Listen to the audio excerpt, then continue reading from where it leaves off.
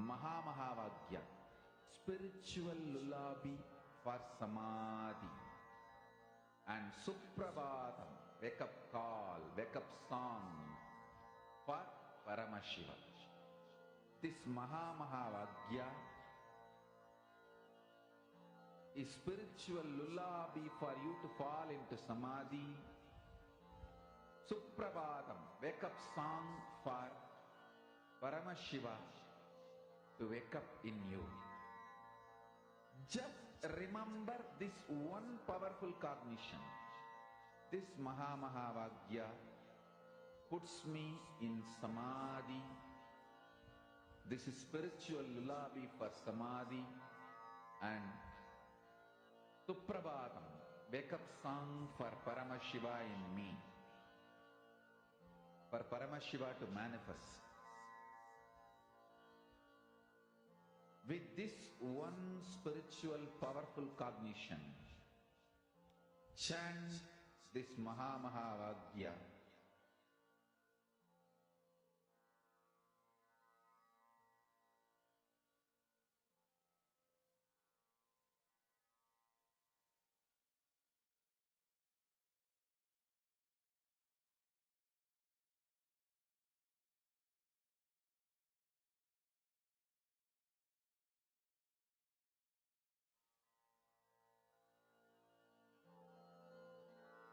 Mahamahavagya, spiritual lullaby for samadhi.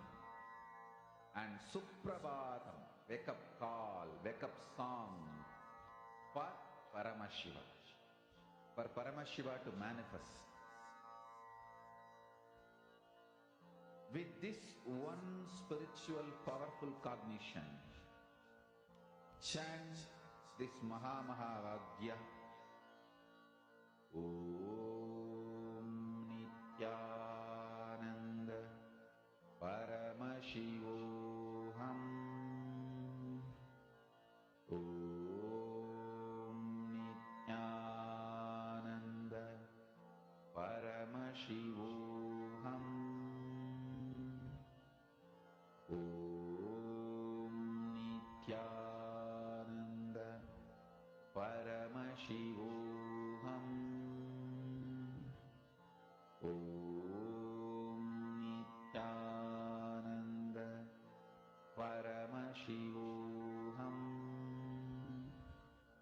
Om Nityananda Paramashivoham. Om Nityananda Paramashivoham.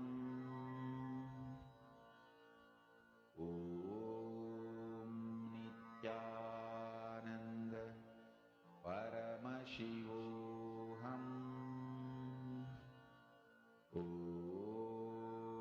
Nityananda Paramashivoham.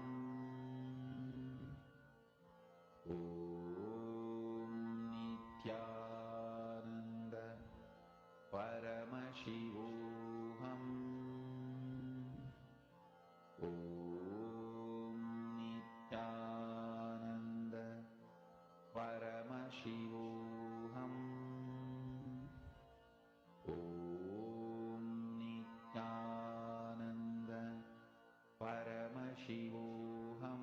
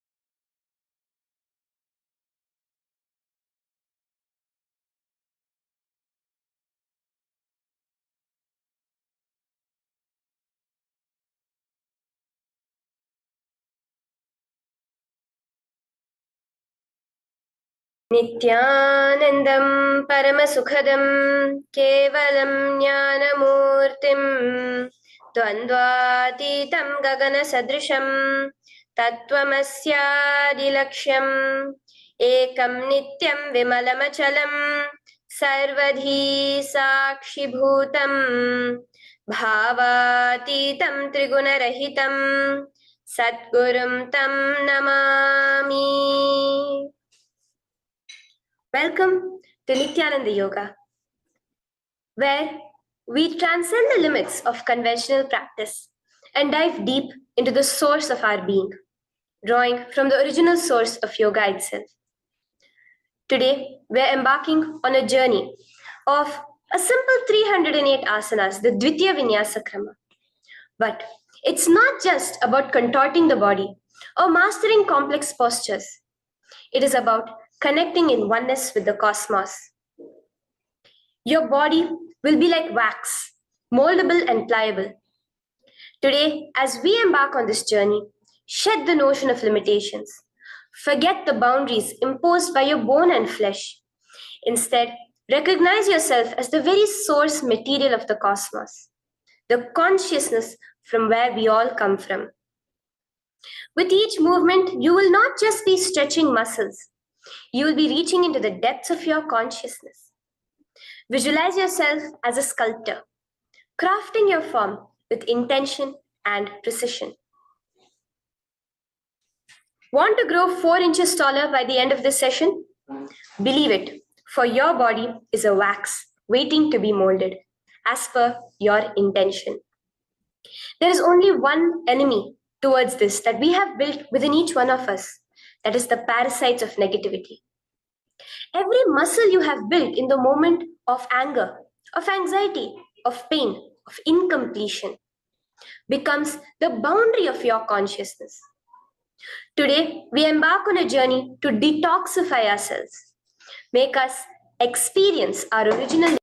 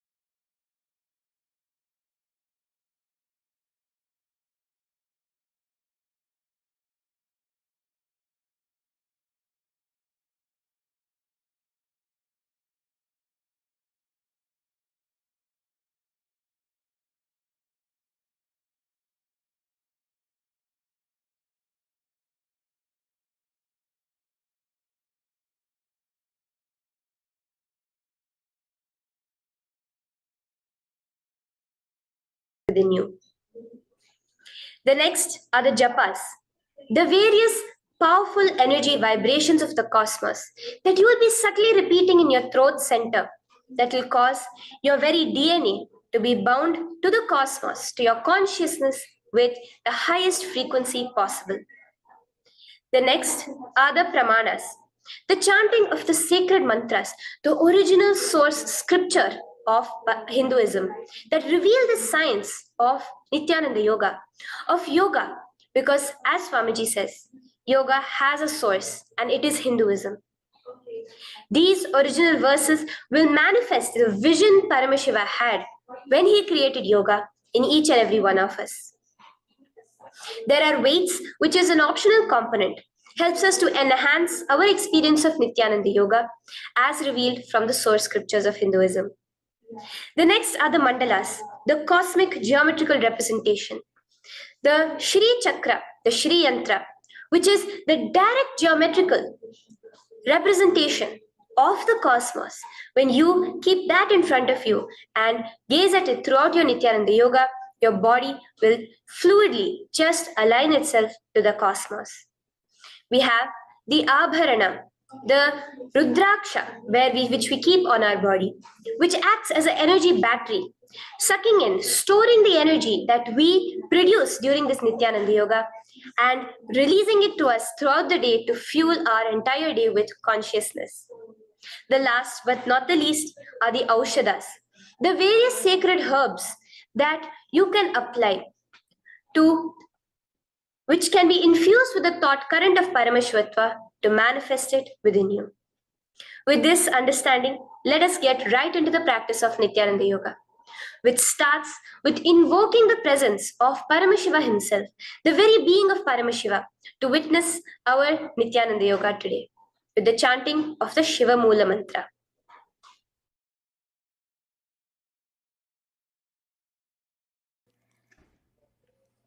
Let us now chant the Shiva Mula Mantra 11 times internally. Om Ham Hom Shivaya Namaha. Om Ham Hom Shivaya Namaha. Om Ham Hom Shivaya Namaha. Om Ham Hom Shivaya Namaha.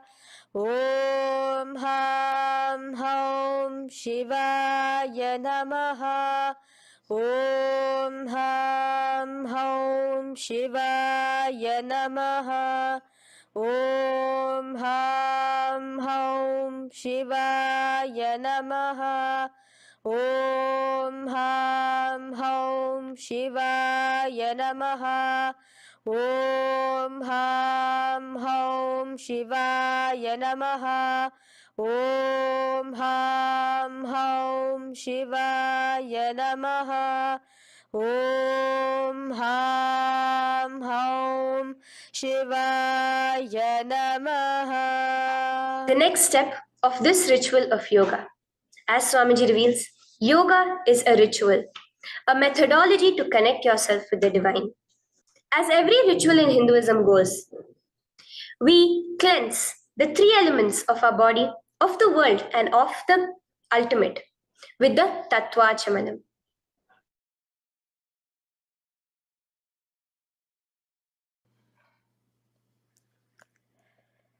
The next is the Tattvachamanam. So now I request all the participants to have the Panchapatram and the Uddharani, the traditional cup and the spoon filled with some fresh water. Now,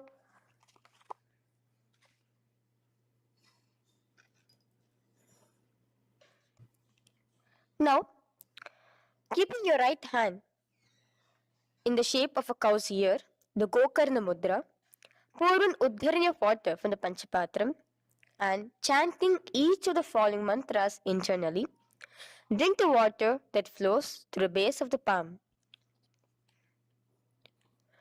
Om Atmatattvam Shodayami Svadha. Om Vidyatattvam Shodayami Svadha. Om Shivatattvam Shodayami Svadha. Wash your right hand with water from the Panchapatram. Now, chanting the following mantra internally, wipe the upper and lower lips twice using the base of the right hand thumb, moving the hand from right to the left of the lips. Om Ham Hridayaya Namaha. Wash your right hand with water from the Panchapatram. Now, with the tips of right hand index, middle, and ring finger, touch above the upper lips and below the lower lips. Wash your right hand with water from the Panchapatram. Now, with the tips of right hand index finger and thumb joined together, touch your right nostril, left nostril. With the tips of right hand ring finger and thumb joined together, touch your right eye, right ear, left ear. Wash your right hand with water from the Panchapatram. Now, with the base of the right hand thumb and little finger, touch the navel, right chest, left chest. With the right hand, fingertips together, touch the top of the head, right shoulder, left shoulder, and your heart center. With that, we have the Sankalpa. The Sankalpa, the manifestation of our conscious intention. What is it today each one of us want to manifest through Nityananda Yoga? Hold that in your inner space. Through this conscious intention, which directly happens with the blessings, with the grace of the Supreme Pontiff of Hinduism, Bhagavan Shri Nityananda Paramashivoham, you will just see your intention manifesting as reality.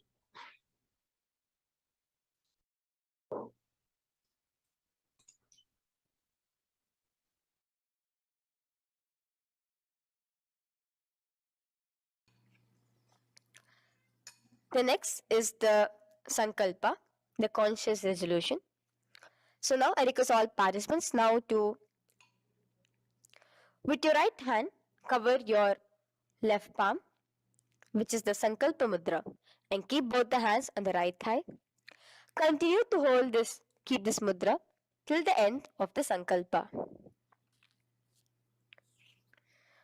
Om Mamopata Samasta Duritakshayaddvara Bhagavat Shri Nityananda Paramashiva Prityartham Shri Nityanandeshwari Paramashiva Shakti Sameta Shri Nityanandeshwara Paramashiva Prityartham Cha Shubhe Shobhane Muhurte अद्य ब्रह्मणः द्वितीय पराध्ये श्री श्वेतवराह कल्पे वैवस्वतमन्वन्तरे अष्टाविंशतितमे नित्ययुगे प्रथमे पादे जम्बूद्वीपे भारतवर्षे भरतखण्डे मेरोः दक्षिणे पार्श्वे शखाब्दे अस्मिन् वर्तमाने व्यवहारिके प्रभवादीनां षष्ट्याः संवत्सराणां मध्ये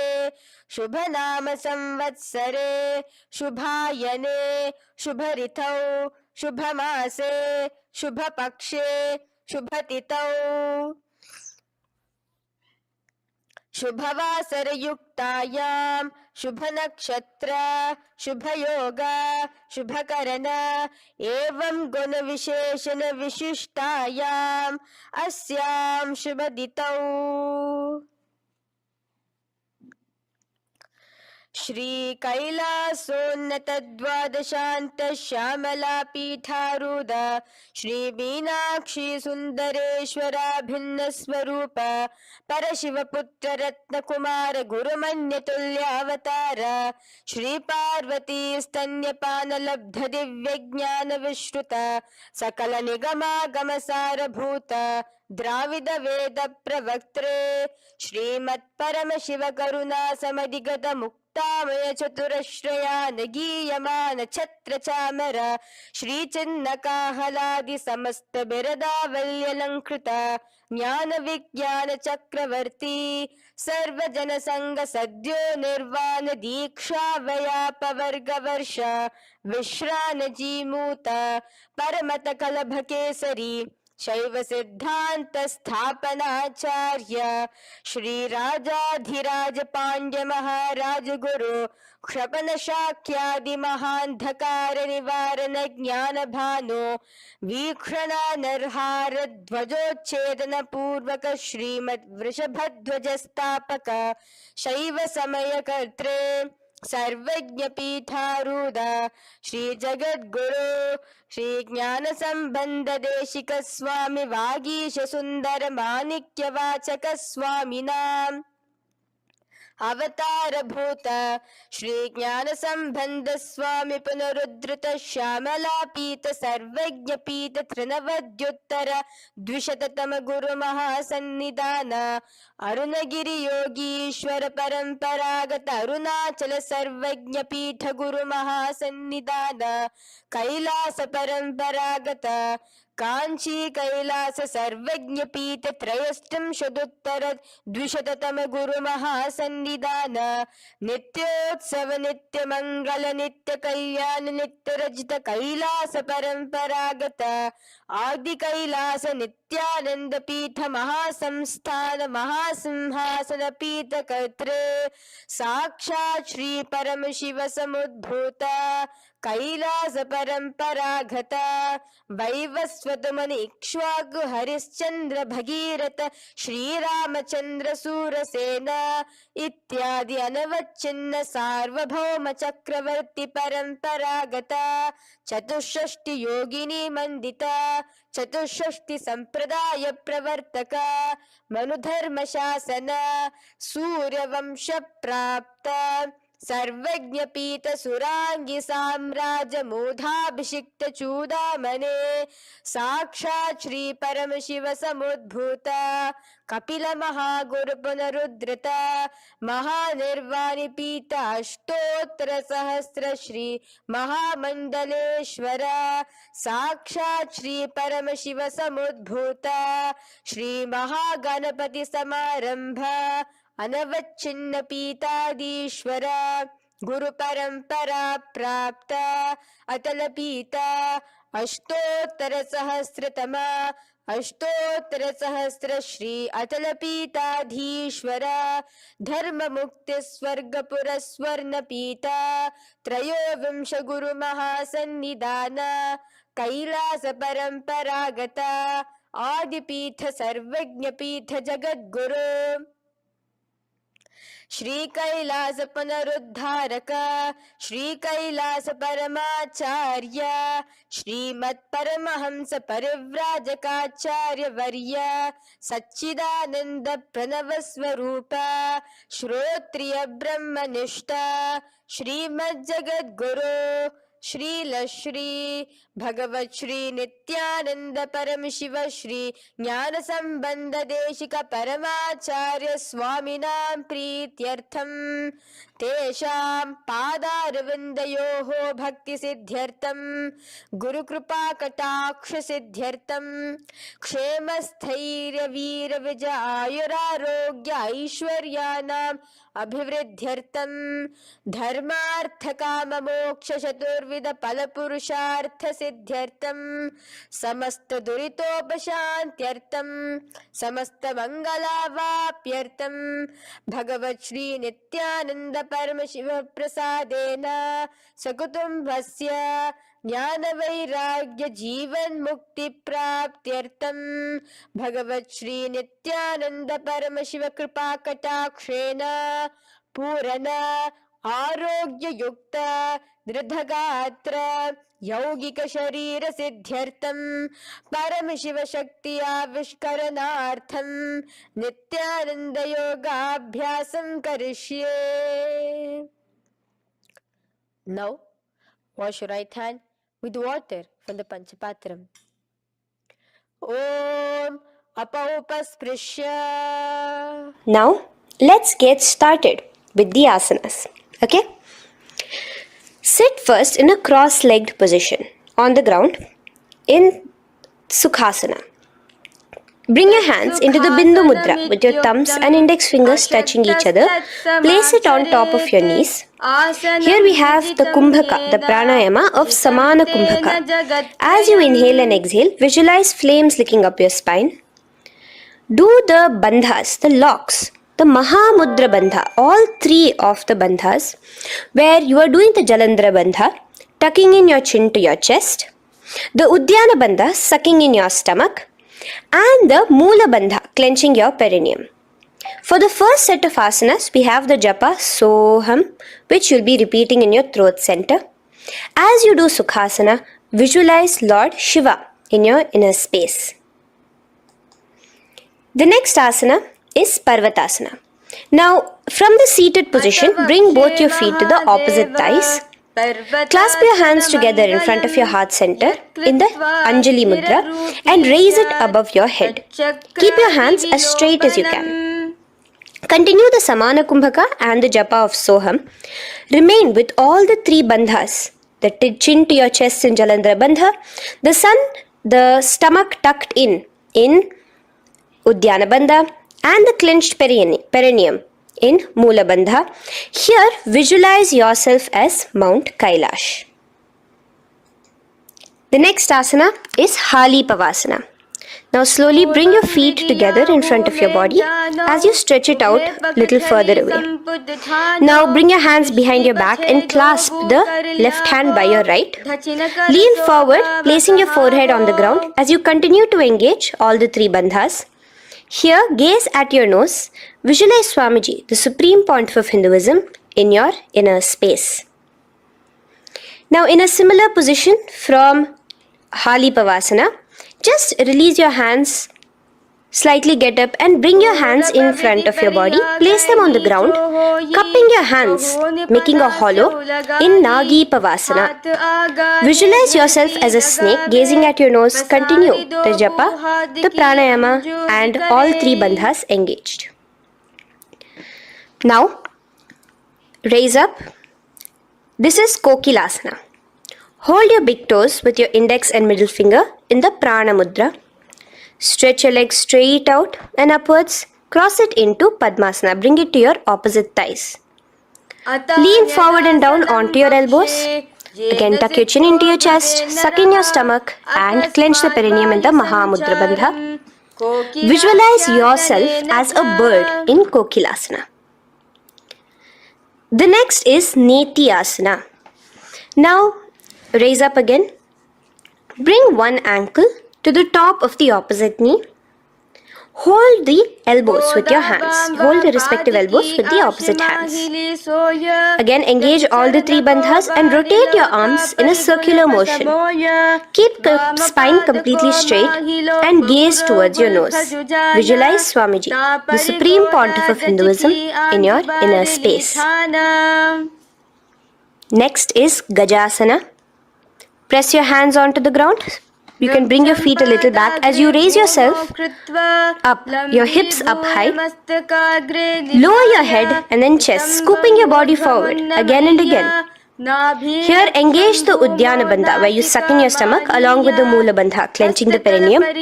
Visualize yourself as an elephant. Gajasana. Now stop the movement slowly. In another dynamic asana, which is Rikshasana, you will start alternatively pressing the heel of one foot onto the ground while lifting the other heel up. Repeat this again and again. The next is Vaishyasana. Now slowly come to a standing position. Stand tall on the tips of just your big toes. Keep your head neck straight line. And bring the middle, index and ring fingers to your heart in the Hridaya Mudra. Continue engaging the Udyana Bandha. Visualize Swamiji in your inner space. Here we have a very interesting movement, which is the Karanas, the dance movements. So the first Karana is Urdhva Janu Karana, which literally means the raised knee. So now stand in the Aramandi position, which is your heels touching together, the toes facing outwards, almost at a 45-degree angle. Bend your knees low And keep both your hands at your chest, elbows parallel to the ground. Twist one knee towards the center of your body. Raise it up, back across the body back to the original position.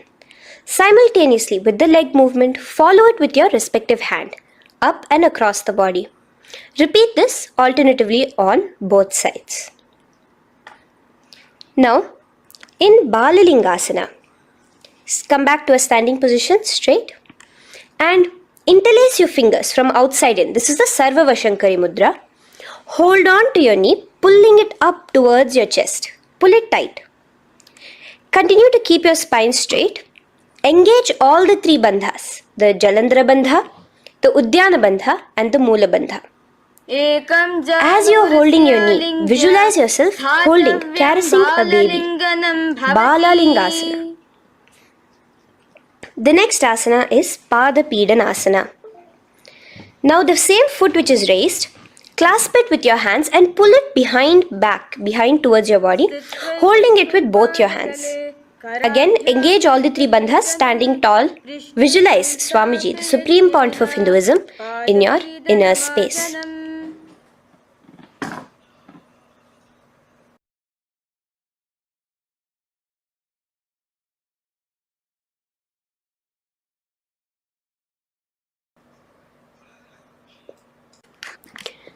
From here, let's enter into Natarajasana. Now, the same foot you're already holding behind your back, twist the same hand of that leg inwards and pull the leg back. Extend the opposite hand forward with the index and thumbs together, again in the Bindu Mudra. Now, pull the foot back and up while leaning forward in Natarajasana. Hold your balance here. Here you will be engaging only the Moola Bandha, visualizing yourself as Lord Nataraja, the Lord of Dance.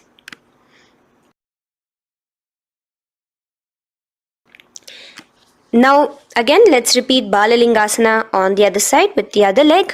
Pull it up towards your chest with the hands in the Sarva Vashankari Mudra. Engage all the three bandhas as you visualize yourself holding and caressing a baby.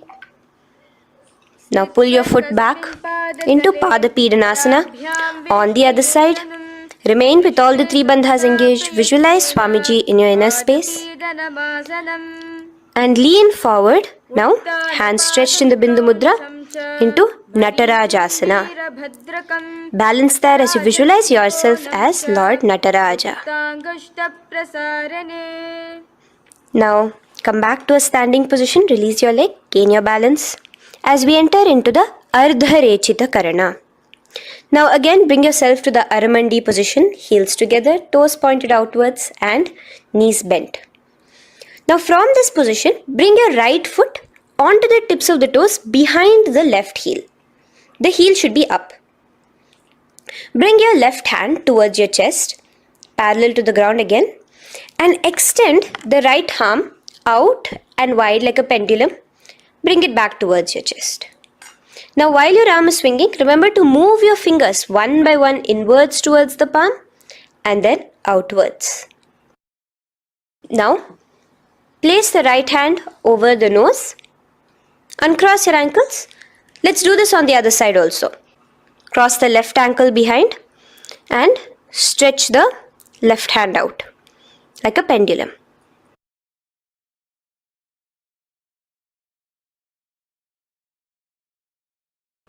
Bring it to your nose and cross the ankles. Now let us enter into the skeleton dance. It's a very powerful meditation. It cleanses the muscle memory. Any patterns which are there within your muscle memory can be completely wiped out through this skeleton dance. Just 2 simple steps. Now stand straight, visualize yourself as a skeleton. You can close your eyes. Just visualize yourself as pure bones. There are no muscles, no veins, no nerves, tissues, organs, nothing. Just bones, a skeleton form. And shake your body intensely. As a skeleton, you are moving yourself wildly, intensely. Just shake it all out.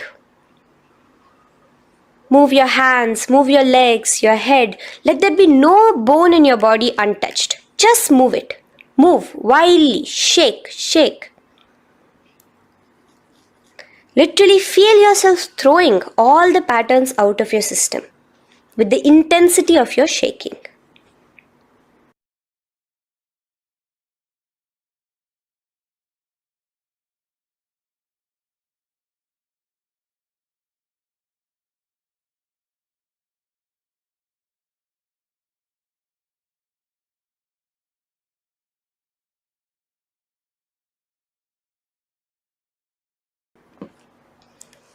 Now slowly calm down. Take a few steps, gain your breath back. That's a powerful meditation we did. Let us do the next Karana. Again, come back to a standing position. Do the Aramandi. Your toes outwards, knees bent with your feet together. Now here, raise your hands above your head. Keep your palms completely straight and cross the wrists with the palms facing forward and the back of the hands outward. Now from the crossed wrists, uncross the wrists, spreading your arms out wide while you turn your hip towards the side. Turn by the waist sideways. Bring your hands back over the head and turn on the other side. Repeat this on the other side. Do it again. Let's twist out. Come back to the middle and twist out again. This is the Kati China Karana. Now stand tall. Raise your hands above your head. Bring yourself to the top of the tip of your toes. Let your hands face each other parallel to the ears. You're tall, pushing yourself, stretching yourself. Again, engage all the three bandhas. Tucking in your chin to the chest, sucking in your stomach and clenching your perineum. Visualize yourself as a palm tree. We have the japa changing over here where you will be repeating Shivoham in your throat center. Tadasana. Now, as we enter into Uttanasana, relax and lean forward, bringing your hands on by the ground next to your feet. Keep your palms flat on the ground. Try your best. Engage all the three bandhas. Remain with all the three bandhas engaged as you visualize Swamiji, the Supreme Pontiff of Hinduism himself, in your inner space. Now jump your feet back into Tarakshvasana, coming to a plank position. Keep your hands shoulder width apart. Be steady there. Chuck in your chin to your chest in the Jalandhara Bandha as well as engaging the Moola Bandha. Now rotate your head while in the Jalandhara Bandha from shoulder to shoulder, side to side. This is Tarakshvasana. Visualize Swamiji, the Supreme Pontiff of Hinduism, in your inner space. Yes. Now lay flat onto the ground in Bhujangasana. Lower your entire body down. Now point your toes backwards. Keep your hands by the side of your chest and push yourself off the ground. Remember to use the strength of your lower back to hold yourself up. Open your mouth wide. Inhale through the hollow of your throat and exhale through your nose. This is the Bhujangani Mudra. In Bhujangasana, you will visualize yourself as a cobra. Now come back into a plank position. So you can tuck in your toes and come back into a plank position. In Shashasana, alternate bringing one knee towards your chest, back and forth. So you'll bring one knee front, push it back and bring the other knee. Repeat this again and again. Do the Sahaja Kumbhaka. Simple breathing in, breathing out. Engage the Moola Bandha, clenching your perineum. Visualize Swamiji, the Supreme Pontiff of Hinduism. Okay. Now place your legs back into the plank position as we enter into Rathasana. Again, bring one foot between your hands and alternate jumping one foot back and bringing the other foot forward simultaneously. Again and again. Continue the Sahaja Kumbhaka and the Moola Bandha engaged as you visualize yourself as a chariot, a Ratha, in Rathasana. Now, into Veerabhadrasana. remain one leg in between your hands. So as you jump, one leg comes between your hands, stop in that position, one leg stretched back, and raise yourself up into a standing position. So the front foot will be pointing forwards and bent at a 90-degree angle. The knee will be bent at a 90-degree angle. The other leg, which is extended back, the foot will be pointed sideways at a 45-degree angle. Now raise your palms, hands up, parallel beside your ears. Do the Uddiyana Bandha along with the Mula Bandha, pulling in your stomach in. Gaze towards your third eye as you visualize yourself as Lord Veerabhadra. Now relax down, switch your legs around, and let us do Veerabhadrasana on the other side. Stretch your hands up, gaze towards your third eye, suck in your stomach in the Uddiyana Bandha, and visualize yourself as Lord Veerabhadra. Okay, bring your feet together now. Let us move into Vrikshasana.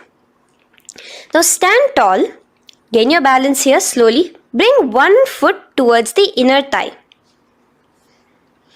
Bring your palms together, raise them up above your head in the Anjali Mudra. Keep your elbows as straight as you can. Again, continue the Uddiyana Bandha, sucking in your stomach. Gaze forward, hold your balance, visualize yourself as a tree, the stability of a tree in Vrikshasana. Now, slowly bring your hands down. Now the foot which is in your inner thigh, bring it towards the opposite, to the root of the opposite thigh. Bring your hands in the Namaskar Mudra in front of your heart center together and visualize yourself here as Lord Garuda, just engaging the Mula Bandha alone here. This is Garudasana. Now let us repeat Vrikshasana on the other side. Slowly put your foot down. Bring the other foot to the inner thigh. Raise your hands above your head. Suck in your stomach in the Uddiyana Bandha and visualize yourself as a tree. Let's repeat Garudasana on the other side. Slowly bring the foot to the opposite thigh and lower your hands to be in front of your heart center. Release the Uddiyana Bandha, just engaging the Mula Bandha, clenching your perineum. Visualize yourself as Lord Garuda, the eagle vehicle of Lord Mahavishnu. Okay, bring both your feet to the ground now and spread them far apart from each other. Now keep one leg toes pointing forward and the other set of toes pointing sideways. Straighten your arms out parallel towards the ground. Bring your front arm down towards the front foot, beside your foot, while the other arm extends towards the sky. Visualize yourself as a triangle in Trikonasana. Now raise up and let's repeat Trikonasana on the other side. Switch the position of your legs around and go forward. The other arm raised towards the sky. Visualize yourself as a triangle. Now come back to a standing position. Bring your feet together. We are having another Karana, the Nikuttaka Karana. Bring yourself to the Aramandi position. Feet together, knees out wide. Here now bring your hands towards your chest, but keep both your palms parallel towards each other. Bring your right foot onto the toes with the heels up. And simultaneously bringing the right hand towards the top. Now drop the right foot, simultaneously lifting the left foot onto the toes and switch the hands position. Now the left hand is on the top and the right hand is on the bottom. Repeat and let us do this repeatedly. Okay, relax now, come back to a straight position and sit down onto your toes. Sit on your heels with your toes on the ground, knees raised up off the ground, together in front of you in Angushtasana. Bring your hands together in the Namaskara Mudra in front of your heart center. We have a very interesting pranayama over here, which is the Bhramari Kumbhaka, where you will be subtly buzzing like a bee as you do this asana. The japa we will be entering into is Sadashivoham. In Angushtasana, engage the Mula Bandha as you visualize Swamiji, the Supreme Pontiff of Hinduism, in your inner space. Now in the same position, slowly bring your hands to the ground. Balance yourself as you stretch one foot forward, sitting on the heel of one foot and the other foot stretched forward, toes pointed upwards. Bring your hands to the Vara Mudra, just the tips of the finger on the ground while the palm faces forward, both your hands. Continue to engage the Mula Bandha, clenching the perineum as you visualize Swamiji, the Supreme Pontiff of Hinduism, in your inner space.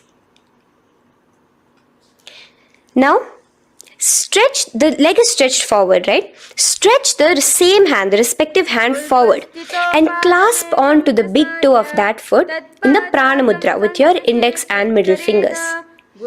The other hand, bring it to the back of the respective heel in Vidhunanasana as you visualize Swamiji in your inner space. Okay, bring your 2 feet back together as we repeat Saurasana on the other side. Stretch your left leg forward now. Palms in the Vara Mudra on the ground. Visualize Swamiji in your inner space. And lean forward into Vidhunanasana on the other leg. Clasp your toes. Bring the other hand to the back heel. Continue to visualize Swamiji.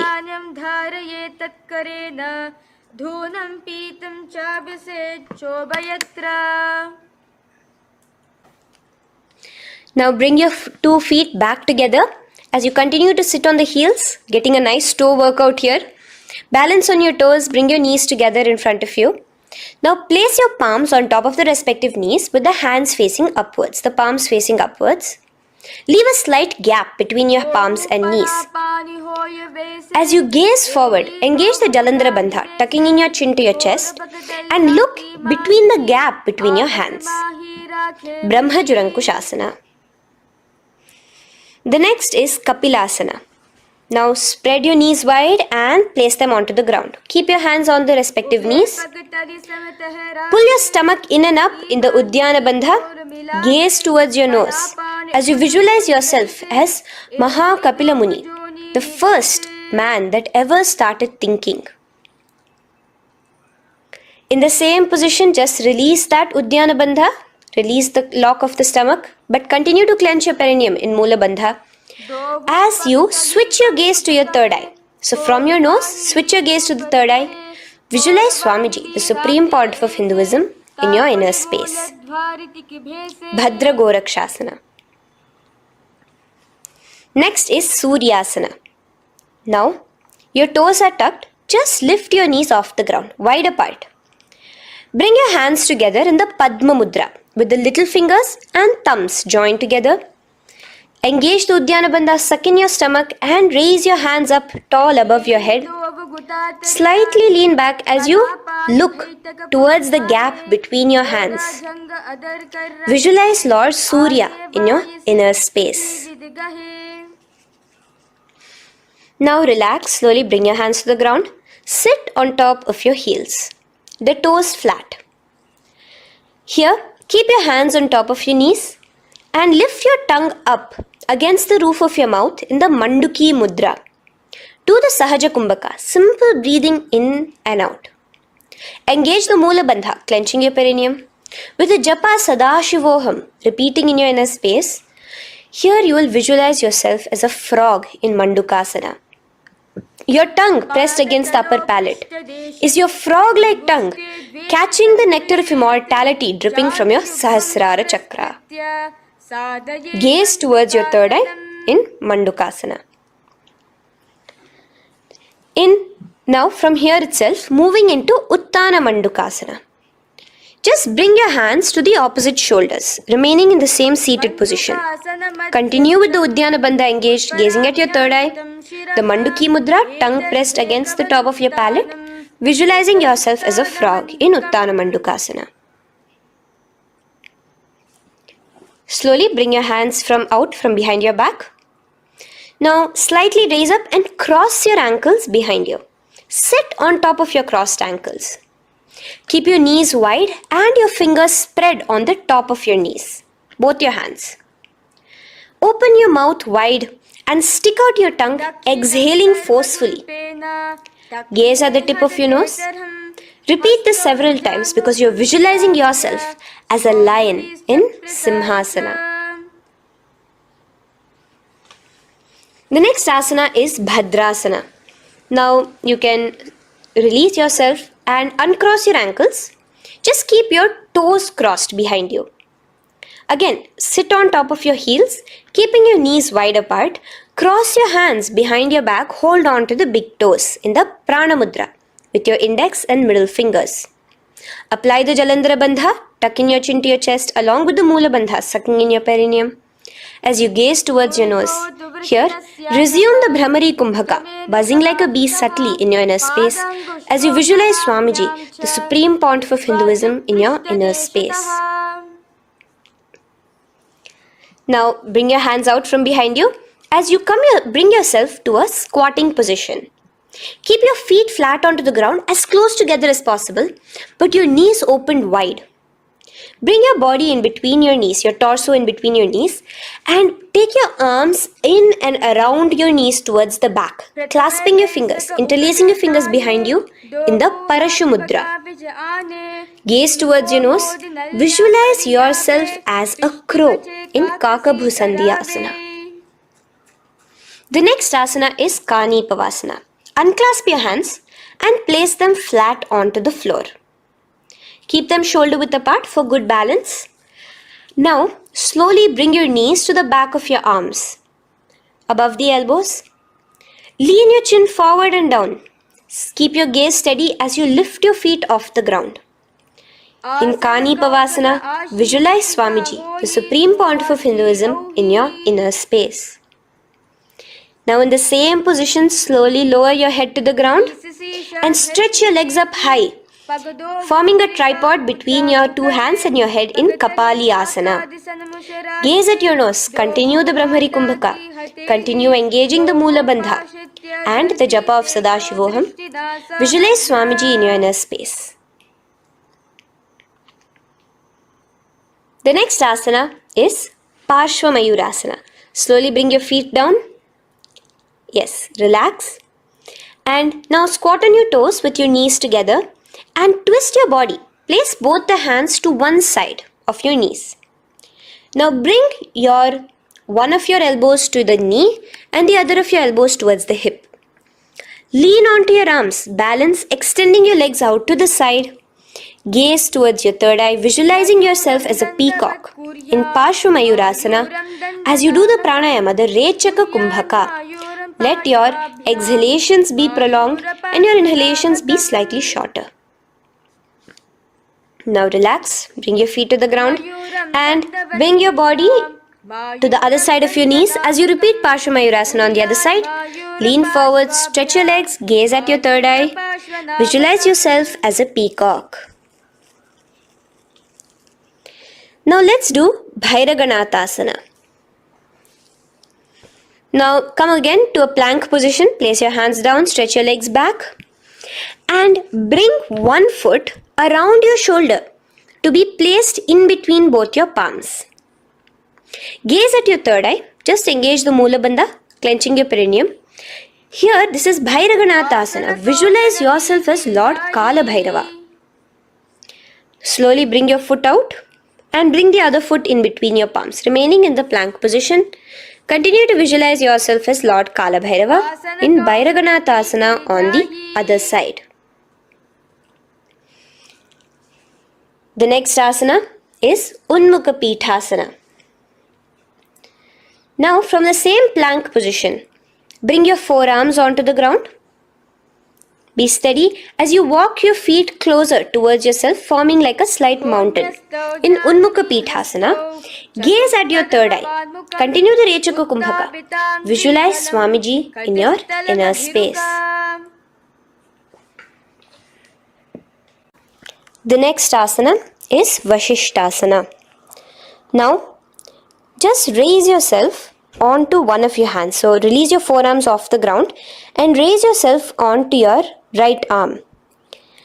And keep your body completely parallel to the ground as you raise your left arm straight above your head. Visualize yourself as Rishi Vashishta as you do the Vashishthasana. Gaze towards the hand on the top. Now slowly bring that hand down. As you switch the hands, bringing your right hand up towards the sky. Balance there, completely straight on your toes. As you visualize yourself as Rishi Vashishta, the Guru of Bhagavan Sri Rama. Now, bring your feet forward into Anjani Asana. So here you will be sitting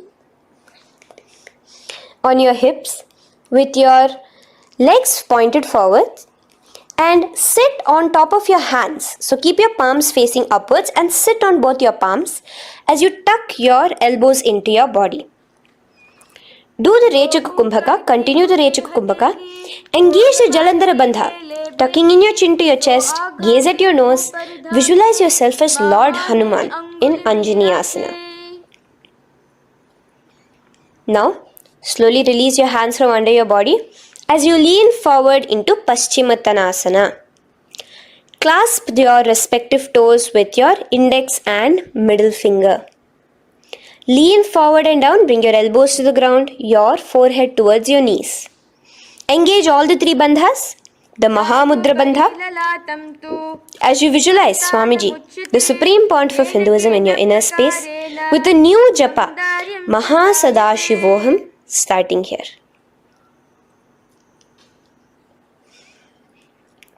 The next is Ugrasana.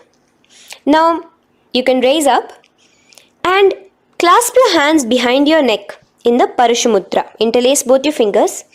Lean forward and down, bringing your forehead to your knees and your elbows onto the ground. Again, engage all the three bandhas in the Mahamudra Bandha as you visualize Devi Kali in your inner space in Ugrasana. The next is Marichi Asana. So raise up and keep one leg pointed forward while you bring the other leg towards the groin, the knee pointed upwards. Place the foot flat on the ground. Now lean forward, bring both your hands, wrap your arms around the raised knee, clasping your hands behind the back together. Bring your chest to the thigh with your head towards the knee. Here engage just the Mula Bandha, sucking in your perineum, as you visualize yourself as Rishi Marichi in Marichi Asana. The next asana is Mahamudrasana. Now slowly raise up and the raised knee, let it rest by your side with your leg towards the inner thigh of the opposite leg. Now again reach down, hold your foot, bring your elbows to the ground, your forehead to your knees. Engage all the three bandhas in the Mahamudra Bandha. Gaze at your nose, visualize Swamiji himself in your inner space. Raise up. Let's repeat Marichi Asana on the other side. Bring the other foot straight while the other foot comes into the groin. Knee up. Lean forward, clasping your hands behind your back. Visualize yourself as Sage Marichi. Now from here, raise up, engage all the three bandhas as you let your knee fall to the side. Lean forward, clasping the foot. Gaze at your nose. Visualize Swamiji in your inner space in Mahamudrasana on the other side. Now, bring yourself to a seated position. Sit and bring the soles of your feet together. Bend your knees and keep your heels as close towards you as possible. While try to touch your knees to the ground. Clasp your feet together with both your hands. Maintain a straight spine. Gaze towards your nose in Bhadrasana 2. Visualize Swamiji, the Supreme Pontiff of Hinduism, in your inner space. The next asana is Gwali Pavasana. Now, keeping your feet together, just bring your hands towards the respective knees. Just lightly place them there. Tuck your chin to your chest in the Jalandhara Bandha, continuing to engage the Mula Bandha, clenching your perineum. As you gaze at your nose, visualize Swamiji, the Supreme Pontiff of Hinduism, in your inner space. Now, push your soles slightly further away from you. The joined feet, push it further away from your body. And lean forward, keeping both your hands, the fingers inside of the feet. Hold the soles of your feet. Lean forward and down. Bring your forehead to the ground. Gaze at your nose. Visualize the Yoni Mandala in your inner space. In Joni Asana. The next is Midiki Pavasana. Raise up. Stretch your arms out wide beside your body as you lean forward, your arms going over your knees. Bring your forehead to your feet. Continue to gaze at your nose. Visualize Swamiji, the Supreme Pontiff of Hinduism, in your inner space. Now, in Siddha Samadhi Asana, raise yourself up. Now, put your hands, your forearms, underneath the calves of the respective legs. Let your palms face up towards the sky as you bring your head down to your feet. Gaze at your nose as you visualize Lord Surya in your inner space in Siddha Samadhi Asana.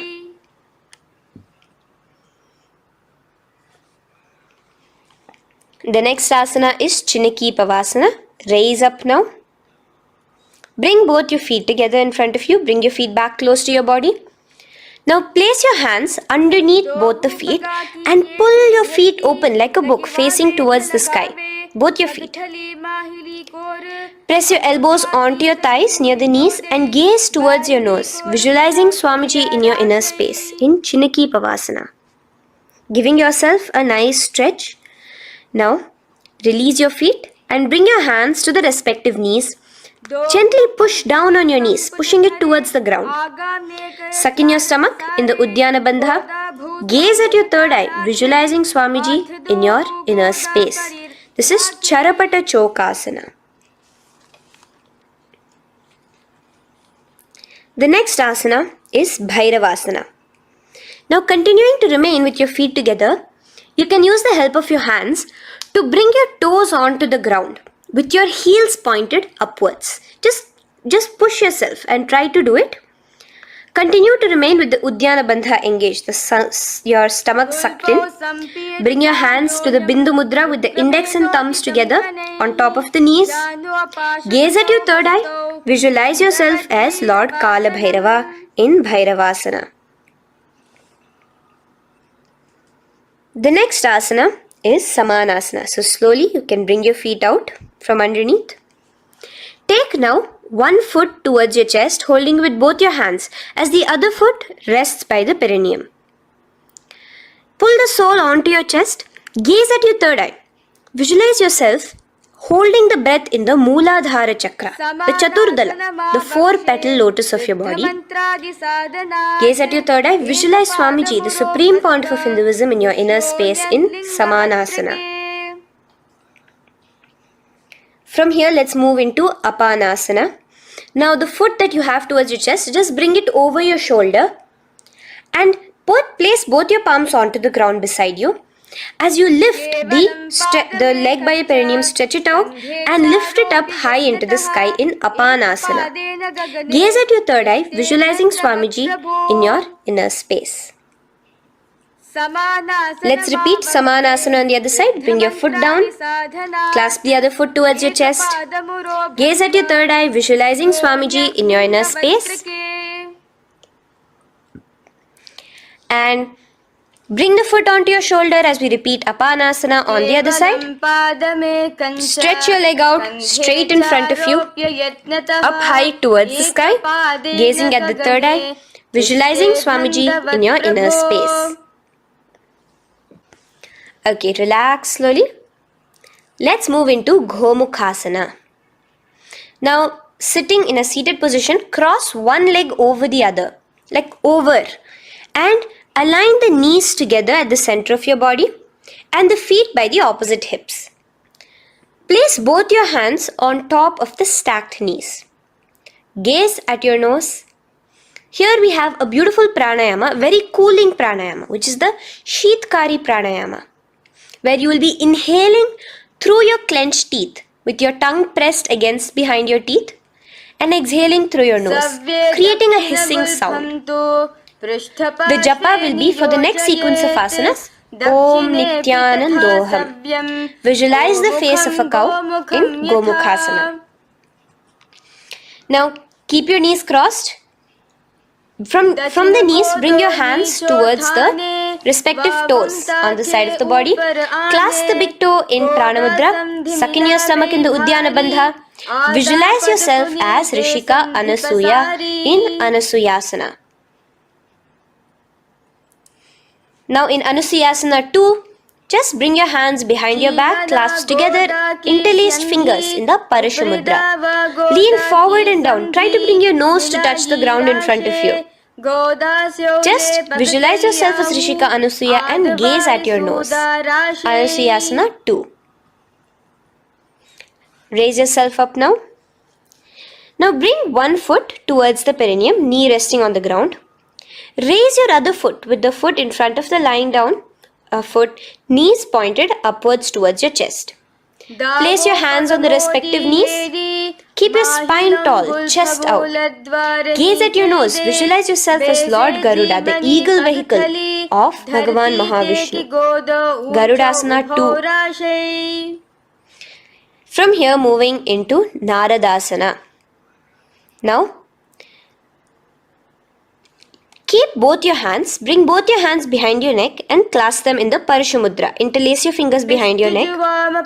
Twist outward of the raised knee. Just keep your whole body outside of the raised knee. Gaze towards your third eye, visualizing yourself as Devarishi Narada in your inner space. From Naradasana, let's enter into Matsya Pithakasana. Place one foot on the top of the opposite thigh. Wrap your respective arm across the knee, holding on to the opposite shin. Extend the opposite hand straight. Hold on to the respective toe with the index and middle fingers in Prana Mudra.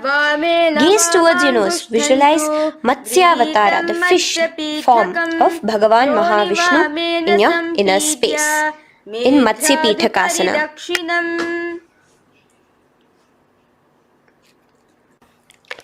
From there, let's repeat the Gomukhasana and the rest of the asanas on the other side too. So slowly you can cross your knees over to the other side in Gomukhasana. Keep your hands on the top of your knees. Gaze at your nose as you visualize the face of a cow in Gomukhasana. Continuing into Anasuyasana on the other side, bring your hands to your toes. Suck in your stomach in the Uddiyana Bandha. Gaze at your nose, visualize yourself as Rishika Anasuya. And lean forward, bringing your hands behind your back in Anasuyasana 2. Interlace your fingers in the Parashamudra. Continue to gaze at your nose, visualizing yourself as Rishika Anasuya. As you relax the Uddiyana Bandha, just clenching the Mula Bandha alone. Raise up, bring your feet together in front of you as we enter into Garudasana 2. Place your hands on the respective knees. Stay straight. Visualize yourself as Lord Garuda as you gaze towards your nose. And twist your body out of the raised knee, hands clasped in the Parashamudra behind your neck. Gaze at the third eye, visualizing yourself as Devarishi Narada. And bring the foot to the opposite thigh as we enter into Matsya Pithakasana on the other side. Clasp your toe in Prana Mudra. Gaze at your nose, visualizing Matsyavatara, the fish avatar of Lord Vishnu in your inner space. Now let's enter into Matsyendrasana. Remaining in the same position with one foot on the opposite thigh, place the other foot on the ground on the far side of the other thigh. Twist. Bring your elbow outside the raised knee. Keep the raised arm by your neck. Turn backwards. Gaze towards your third eye. The other hand straight out. Visualize Matsyendranatha, the great Rishi and master of Hatha Yoga in your inner space. Just switch your hands around. Straighten the hand that was originally bent and bend the other hand towards your neck. As we enter into Kubhasana, visualize yourself as a camel. Continue to gaze at your third eye. Now, straighten out both your hands straight out in the same position. Continue to gaze at your third eye, visualizing Matsyendranatha, the master of Hatha Yoga in your inner space. Now slowly, take your foot off from the thigh. As we enter into Matsyendrasana on the other side, bring the other foot to the thigh. Place the other foot on the far side. Twist, bringing your elbows outside of the raised knee, hands on the head. The other hand stretched out back. Twist, gazing at your third eye. Visualize Matsyendranatha in your inner space. Switch the hands around as we enter into Kubhasana on the other side. Remember to visualize yourself as a camel. Now stretch both your hands out in Matsyendrasana 2 on the other side. Visualize Matsyendranatha in your inner space. Now, with one leg on the thigh, bring the other foot too to the opposite thigh in Padmasana. Place your palms on the respective knees. Engage all the three bandhas in the Mahamudra Bandha, tucking your chin to your chest, sucking in your stomach and clenching your perineum. We have a new pranayama here, which is the Shitali Kumbhaka, where you will continue to inhale through the teeth without creating the hissing sound, and exhale through your nose. A new japa of Om Nityananda Mahasadashivoham starts here. Gaze at your nose in Padmasana, visualizing yourself as Bhagavan Paramashiva.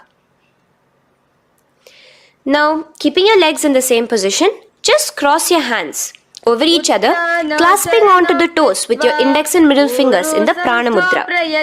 Gaze at your nose, visualize yourself as Devi Parvati, the consort of Lord Paramashiva in Padmasana 2. Now, uncross your hands. Take your hands and insert it into the gap between your thighs and your calves. Put both your hands within and pull it out on the other side. As you balance on your hands, lifting your whole body off the ground, visualize yourself as a rooster in Kukkutasana. Now relax. Take your hands out from inside your feet as we enter into Baddha Keki Asana. Place your hand onto the ground as you raise up on your knees. Place your palms on the ground, fingers pointing towards the legs. Now keep your elbows together, pressed against your navel. Slowly lean forward, balancing, and extend your knees off the ground, visualizing Swamiji in your inner space. In the same position, stretch your legs out behind you. In Mayurasana, visualize yourself as a peacock. Hold your balance. Relax now.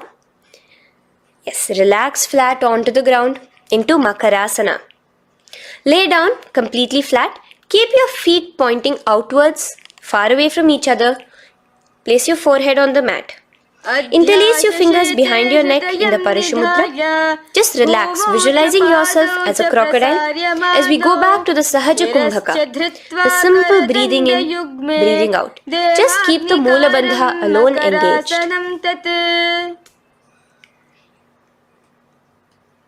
The next asana is Shalabhasana. Now lay on your stomach and place your hands on the ground beside the chest. From the laying position, raise your legs up. Use your core strength to bring your thighs off the ground. Visualizing yourself as a locust in Shalabhasana. Relax your feet down and bring your hands to your feet, pulling your feet down towards the ground beside your hips. In Ushtrasana, visualize yourself as a camel. Now slowly kick your legs back. Rise your hand is clasping your feet. Pull your feet towards the sky, lifting your chest and thighs off the ground. In Dhanurasana, gaze at your third eye. Visualize yourself as Paramashiva's bow. Relax slowly and come up to a sitting position. In Bhagasana, sit on both your knees with your head, neck and spine straight. Clench your perineum in the Moola Bandha. Place your hands on top of your knees. Gaze towards your third eye, visualizing Swamiji, the Supreme Pontiff of Hinduism, in your inner space. From here we enter into Gohyasana. We have a couple of headstand postures here, so get yourself ready. Now place your forearms on the ground with your fingers interlocked. Ensure your elbows are at shoulder width for the best balance. Place the top of your head on the ground, holding your head with your hands. Slowly walk your toes forward until your hips are in a straight line with your shoulders, and just kick your feet up slightly, Make sure not to lose your balance. Keep your knees bent together at your chest. Toes pointed upwards. Gaze to your nose, visualizing Swamiji in your inner space. From here, stretch your legs out into Shirasasana, continuing to hold the balance there as you continue to gaze at your nose, visualizing Swamiji in your inner space. Bring your feet to the ground, relax slowly. The next asana is Podhyasana. So come to a seated position. Bring your hands behind your calves, stretching your legs up and your forehead to your knees. Visualize Swamiji in your inner space. Here we have a new Kumbhaka, which is the Bhastrika Kumbhaka, where you will be exhaling forcefully, making the sound of a bellows. Podhyasana.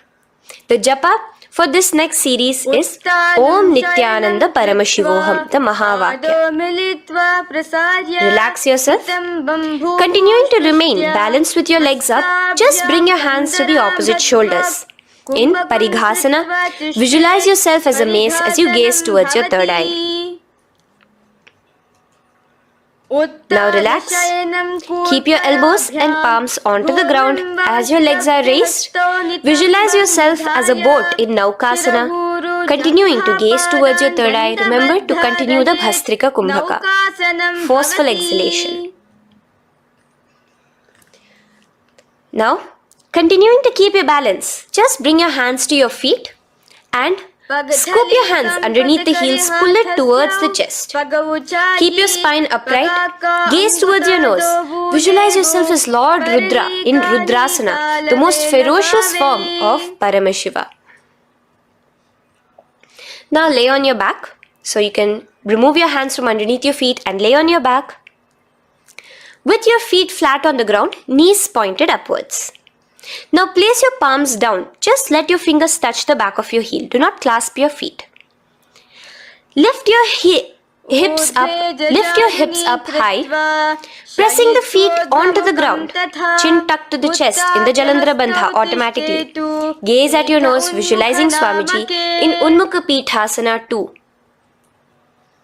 Now lay onto the ground in Shavasana.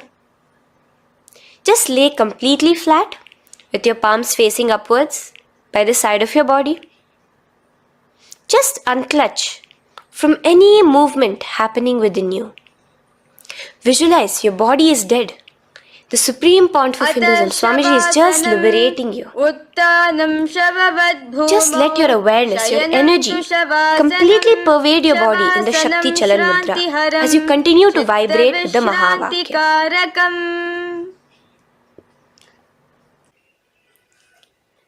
Roll over to one side and come to a seated position. Feel the life entering your body back.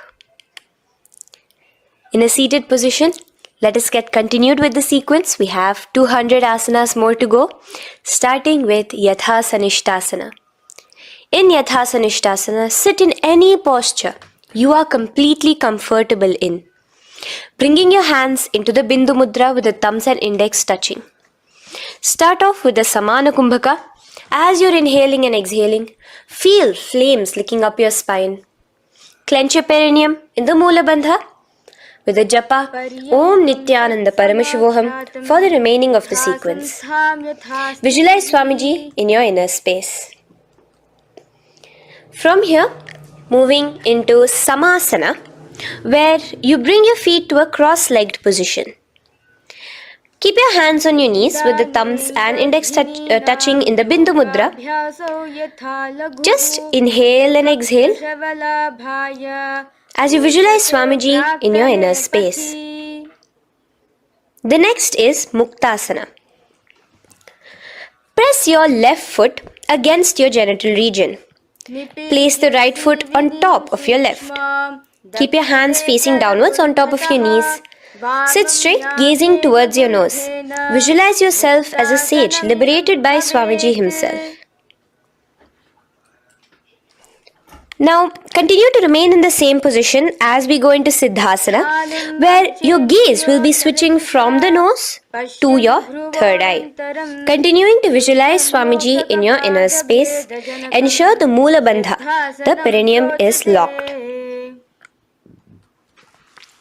in Siddhyasana now. Continuing the same position. Engage all the three bandhas. Sucking in your stomach, bringing your chin to your chest in the Mahamudra Bandha. Switch the gaze to the ground in front of you from your third eye. Visualize Swamiji in your inner space. Now, relax the Uddiyana Bandha and Jalandhara Bandha. Just keep the Moola Bandha, the perineum alone clenched, as we enter Rudrasana 2, where your legs will remain in the same position, just your hands alone, from resting on your knees, will turn around to the Bindu Mudra, the thumbs and index touching. Gaze towards the third eye, visualize yourself as Lord Rudra, the fierce dimension of Paramashiva. The next is Santadhunasana. Keep your hands in the Bindu Mudra, your legs crossed in the same position. As you switch your gaze from your third eye to your nose, visualizing Swamiji, his tranquility, unshakable nature. Now, relax the Bindu Mudra, keep your legs in the same position, and bring your hands to your navel, cupping one palm over the other in the Samputa Mudra. It looks sort of like a lotus bud. Continue to visualize Swamiji in your inner space in Siddhasana 2. The next asana is Bandha Yoni Asana. Maintaining one heel over the other in the same position of the legs, bring your hands to your face in the Shanmukhi Mudra. So just listen carefully now. Bring your little fingers beneath the bottom lip of both hands. Your ring fingers above your upper lip. Your middle fingers closing your nose, your nostrils. Your index finger covering your eyes. And your thumbs pressed into your ears. This is Bandha Yoni Asana, visualizing Swamiji in your inner space.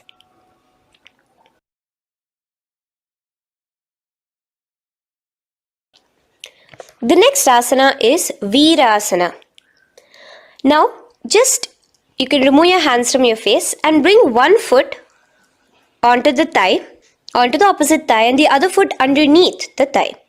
Keep your hands in the Bindu Mudra, thumb and index fingers together on the top of your knees as you embody the space and state of bravery, Veera, in Virasana. Now, changing the leg position again as we enter into Valmikasana. Keep your left heel on the right side of the generative organ, toes under the thigh.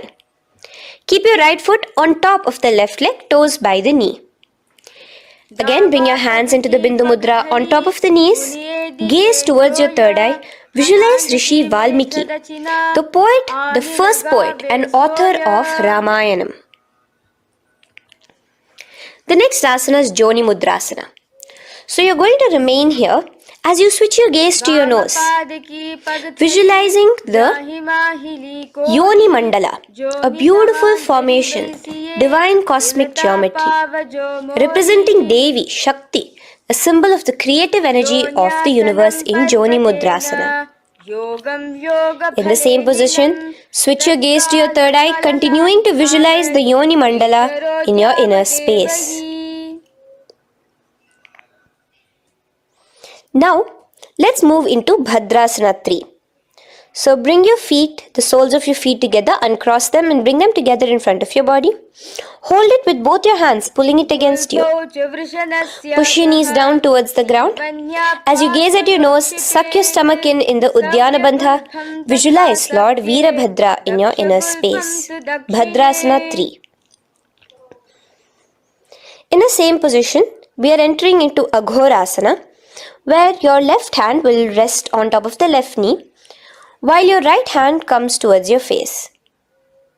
Now, do the Khechari Mudra, where you are bringing your tongue towards the upper palate, gazing towards your third eye. Now, with your right hand, cover your mouth, close the left nostril with your index finger, inhale through the right nostril. Close both the nostrils, hold your breath and exhale through the left nostril in the Abhyantara Kumbhaka. Repeat this on the other side. Visualize yourself as an Aghori, completely dedicated to Paramashiva in Aghorasana. The next asana is Kaneri Pavasana. So you can distance your feet a little away from your body. As you lean forward, place your elbows onto the soles of your feet and rest your chin on your palms. Gaze at your nose, suck your stomach in Uddiyana Bandha. Here, continuing with the Rechaka Kumbhaka, where your exhalations are prolonged than your inhalations, visualizing yourself as a female elephant drinking water in Kaneri Pavasana. The next asana is Parasana. So now, come to a seated position, raise yourself up and keep your knees raised. Bring your hands underneath your knees, between your calves and thighs, and clasp them together. Interlace your fingers in the Parashumudra in front of your navel. Lift your feet off the mat. Visualize Swamiji, the Supreme Pontiff of Hinduism, in your inner space as you gaze at your nose in Parasana. The next asana we'll be moving into is Gopi Chandasana. Now take your hands out from in between the feet as you let your feet rest on the ground. Take your hands out from underneath your calves. Interlace your fingers around the feet with the soles of the feet together and raise it up towards your chest. Rest your knee on top of your feet. Gaze at your nose. Embody the state and space of a king in Gopi Chandasana. The next asana is Udarasana. So now just quickly release your legs, bring your hands underneath your calves and hold on to your feet again from inside out, both your feet together. Bring your feet up to your chin, resting your chin on top of the interlaced fingers. Bring your feet to your chest, gaze at your nose, visualizing your body, the Supreme Pontiff of Hinduism, free from any defects in Udarasana. Now, in the same position, just lift your legs up towards your head. Let the top of your hands come towards the top of your head, your forehead. And this is Vishishtasana. Visualize yourself excelling in everything in this posture. Now, slowly relax. Keep your hands underneath your shins as you take your hands up to the shoulder, pulling your hand and interlacing your fingers behind your neck. In Bhujasana, visualize yourself as a cobra. The next asana is Kalyanasana. So in the same seated posture, bring your hands around from behind your neck, remove them and put them around your back, interlacing the fingers behind you. Gaze at your nose. Visualize yourself as a beautiful, auspicious goddess in Kalyanasana.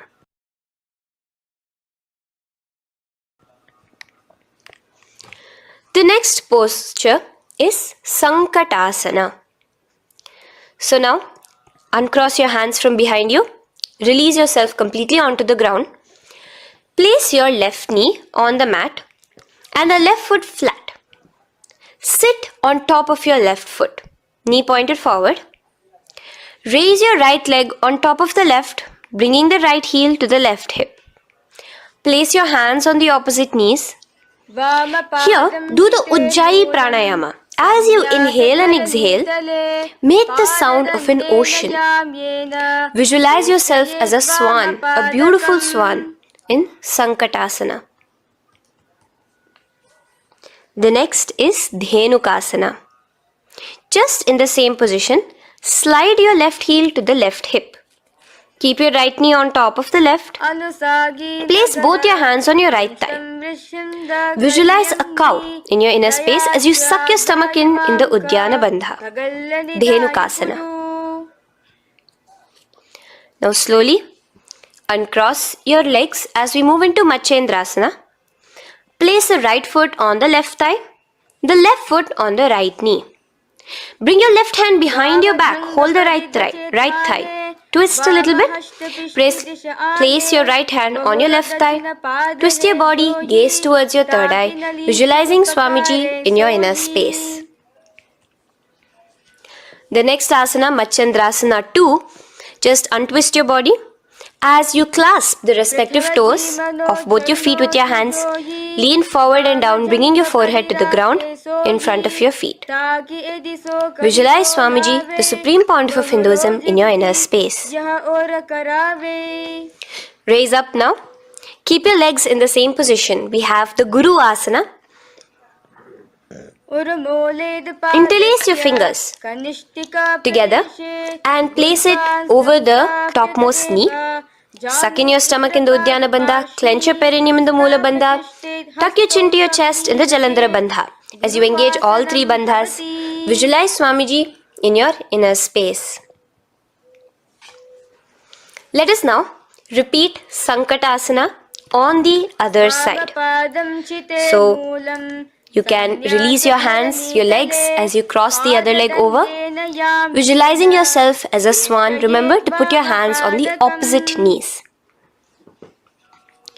The next asana, Dhenukasana, repeating it on the other side. Slide your leg out, bring both your hands to the topmost knee. Suck your stomach in the Uddiyana Bandha. Visualize a cow in your inner space. Matsyendrasana again, repeating it on the other side. Bring your legs to the cross-leg position. Twist your body around as you gaze at your third eye, visualizing Swamiji in your inner space. Untwist as we enter into Matsyendrasana 2 on the other side. Hold on to your feet, bring your forehead to the ground, continuing to visualize Swamiji in your inner space. Slowly raise up and let us do Guru Asana on the other side. Engage all the three bandhas in the Mahamudra Bandha. Interlace your fingers, place it on top of your knee. Continue to visualize Swamiji, the Supreme Pontiff of Hinduism, as we do Guru Asana. Now, slowly uncross your feet and place them flat on the ground, knees towards the chest in Pashasana. Keep your hands holding the opposite knees, thighs together, and keep your spine completely erect. Continue the Khechari Mudra, where your tongue is pressed against the roof of your mouth. As you gaze at your third eye, visualize Swamiji in your inner space. Continue the Ujjayi Kumbhaka. As you breathe in and out, make the sound like an ocean. Now in the same position, just bring your chin towards your knees in Bodha Shokasana. Lean forward, gazing at your nose, and visualize Swamiji, the abode of bliss in your inner space. Now raise up and bring your hands, uncross your hands, bring your hands underneath your knees, clasping the opposite elbows in Kurakatasana. Gaze at your nose, visualizing Swamiji in your inner space. Now, in the same position as Kurakatasana, just cross your ankles into Sumati Asana. Toes pointed upwards. Gaze at the nose. Visualize the great sage and Maharishi Sumati in your inner space. The next asana is Dandasana. Extend your feet out straight in front of you. Keep your arms straight above your head. Interlace the fingers from inside out. Let your wrists point outwards. Engage the Mahamudra Bandha, all the three bandhas. As you gaze at your nose in Dandasana, visualize Swamiji in your inner space. The next is Arambhasana. Now keeping your legs straight, release the Jalandhara Bandha and the Uddiyana Bandha, keeping your perineum clenched in Moola Bandha. Lean forward and down. Hold your big toes in the Prana Mudra with your index and middle fingers. Head to your knees. Do here the Nadi Shodhana Pranayama. Inhale through the left nostril, hold and exhale through the right. Visualize Swamiji in your inner space. The next is Bhidokasana. So, slightly raise your body up and bring your hands underneath your knees, extending your knees slightly up. Keep your heels a bit apart from each other and clasp your feet. Bring your shoulders down, wrapping your hands around your legs. Gaze towards your third eye, visualizing Swamiji in your inner space. So from here, let's enter into Jalandhari Pavasana. So you can actually remain in the same position with your hands underneath your calves and just bring the soles of your feet together. You might want to bring your body closer. Place your head on top of your feet with the palms facing upwards on the ground. Gaze at your nose.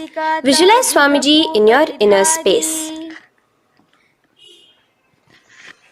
Now slowly bring your hands out from underneath and come to a seated position. Stretch your legs out as we enter into Urdhva Paschimottanasana. Here we have a new Kumbhaka, the Pratyahara Kumbhaka, where you will feel your breath coming from your Mooladhara Chakra up to the Brahmarandra above the Sahasrara. This is the Pratyahara Kumbhaka. In Urdhva Paschimottanasana, extend your legs out, lift one foot behind your neck and lean forward and down towards your foot, visualizing Swamiji in your inner space. Now, slowly, keeping your leg behind your neck, lay onto your back as we enter into Anantasana. Hold the foot from the top of the opposite hand. Visualize yourself as infinite, endless, eternal. Gaze at your nose in Anantasana. Just now, in the same position, roll onto your elbow of the hand holding the foot. Gaze at your nose, feeling in complete control like Swamiji in Ankushasana. Slowly remove the leg from behind your neck. Take a moment to stretch, relax. Lay on your back. Bring your knees towards your chest. Bring your hands around, encircling the thighs and the calves with your arms. Roll to the left and right in Drishasana, visualizing Swamiji in your inner space. The next asana is Urdhva Paschimottanasana. On the other side, let us repeat it. Raise up to a sitting position and bring the other foot behind your neck. Lean forward and down, clasping your foot. Repeating Anantasana on the other side, lay on your back, bring the opposite hand to the foot, gaze at your nose, and continuing to gaze at your nose, roll onto the elbow as we repeat Ankushasana on the other side.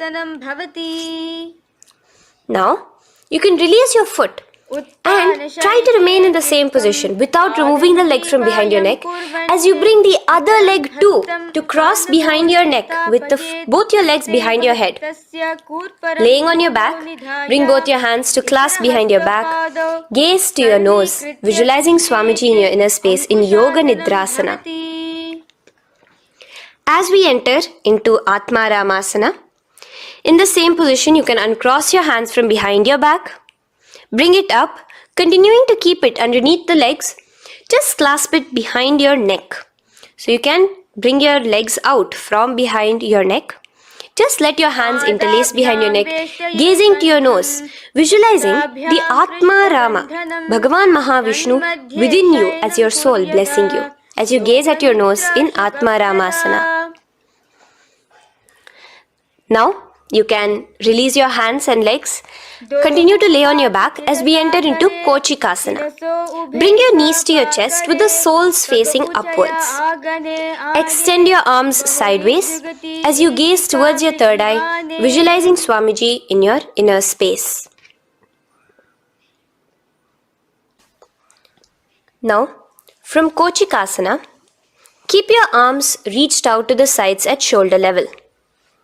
As we enter into Jatara Parivritti 1, keep one knee bent, twist it and bring it to the ground on the opposite side with the other leg extended straight. In Jatara Parivritti 2, keep both the knees bent to one side. And in Jatara Parivritti 3, keep both the legs straight to one side. Throughout this, keep your head looking in the opposite direction. And let us repeat this on the other side. You can bring your knees back to your chest. Let your legs out, go to the other side and do Jatara Parivritti 1, 2 and 3. The next asana is Dvipada Pitham. So now, from Jatara Parivritti, you can bring your feet down, lay on your back with your knees pointed upwards, feet flat on the ground. Extend your hands, holding your ankles. And lift your hips up. Engage the Jalandhara Bandha automatically as you raise your hips up, gaze at your nose, visualizing yourself as a bridge in Dvipadapitham.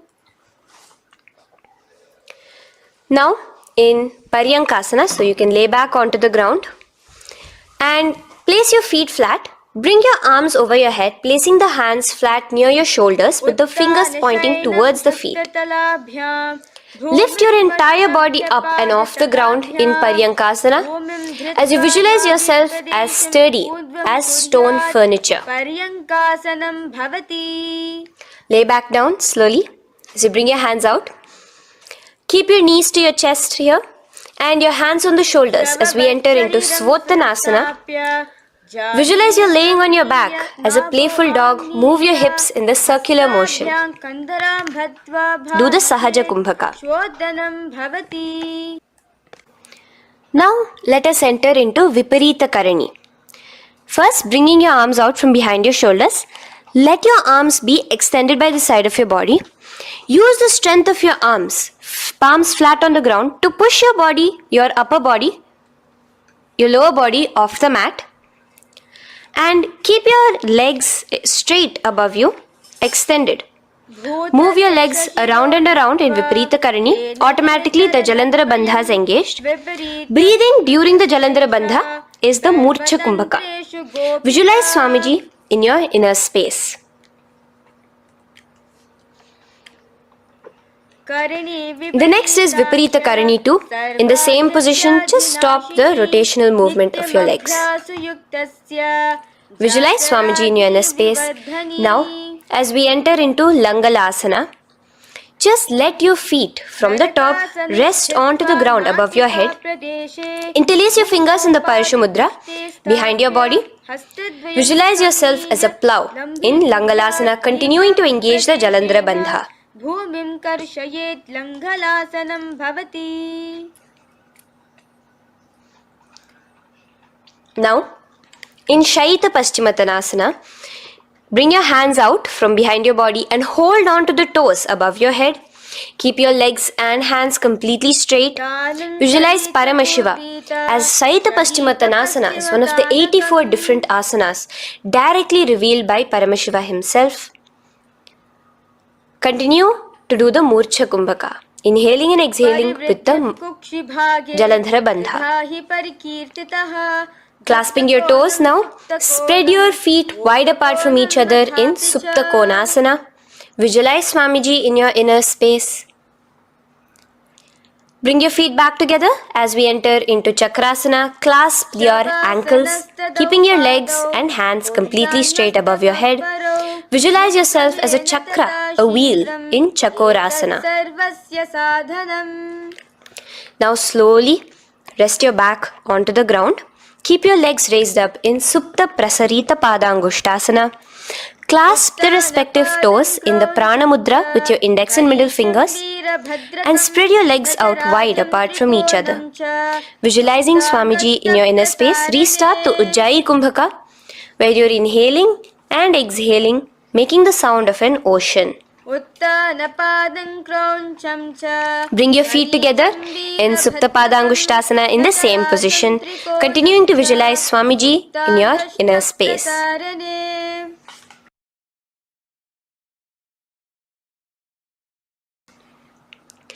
Now, release your feet and bring them into Padmasana. As you lay flat on your back in Matsyasana, hold the opposite elbows over your head, gazing at your nose. Visualize Matsyavatara, the fish form of Bhagavan Mahavishnu. Now in the same position, put one hand over the other, extend it straight above your head. As you visualize Lord Rama in your inner space, continue to gaze at your nose. Now, slowly bring your hands to your hips as we enter into Sarvangasana. Lift your hips and legs up into the sky, crossing your legs in Padmasana. Let your hands support you, your elbows on the floor. Do the Jalandhara Bandha as you gaze at your nose in Sarvangasana. Now, bring your hips back onto the ground in Vrishchikasana. So in the Padmasana, just remove one foot alone. Keep one foot on the opposite knee as you pull the knee towards your face. Let your hands stretch out above your head, hooking forward as you raise your upper back off the ground, visualizing yourself as a scorpion in Vrishchikasana, gazing at your third eye. Do the Jalandhara Bandha, tucking in your chin to the chest. Now just switch your legs around as we repeat Vrishchikasana on the other side. Continuing to visualize yourself as a scorpion, gaze at your third eye. The next asana is Vrishapada Kshepasana. So come now to a complete flat position on your mat. Come down to a complete lying down position and interlace your fingers around your neck. Now raise both your feet off the ground. Extend one leg straight and the other knee to the chest in a bicycle motion. Alternate between extending and raising the knee again and again, bringing your opposite elbows to the respective knees. Visualize Swamiji in your inner space. Breathe in and out in the Sahaja. From Vrishapada Kshepasana, now lay flat onto the ground with your hands by your side as we enter into Marottanasana, where you will be lifting your legs one by one, touching the ears with your knees. Visualize Swamiji in your inner space. The next asana is Vrikasana. Now what you'll be doing is laying on your back. Bring the soles of your feet flat onto the ground. Stand up completely and lay back down. Visualize yourself as a wolf in Vrikasana.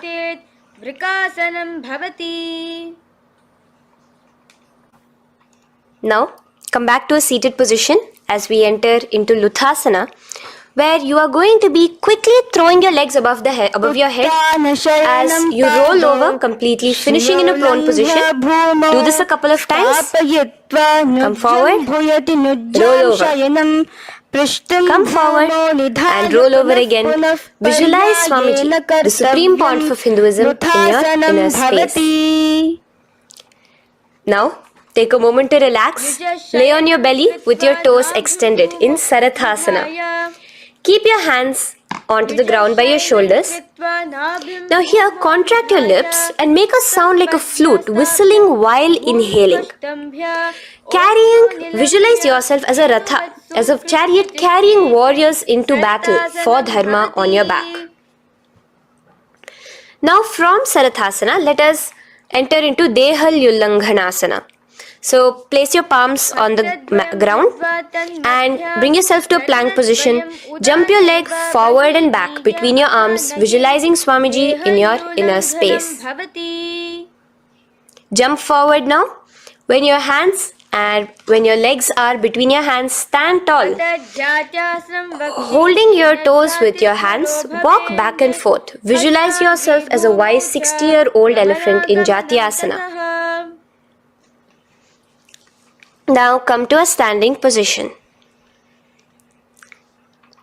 The next is a beautiful Karana, the Lolitika Karana. So keep your knees bent, feet pointing outwards again in the Aramandi position. Bend your elbows, keeping your hands at the chest level.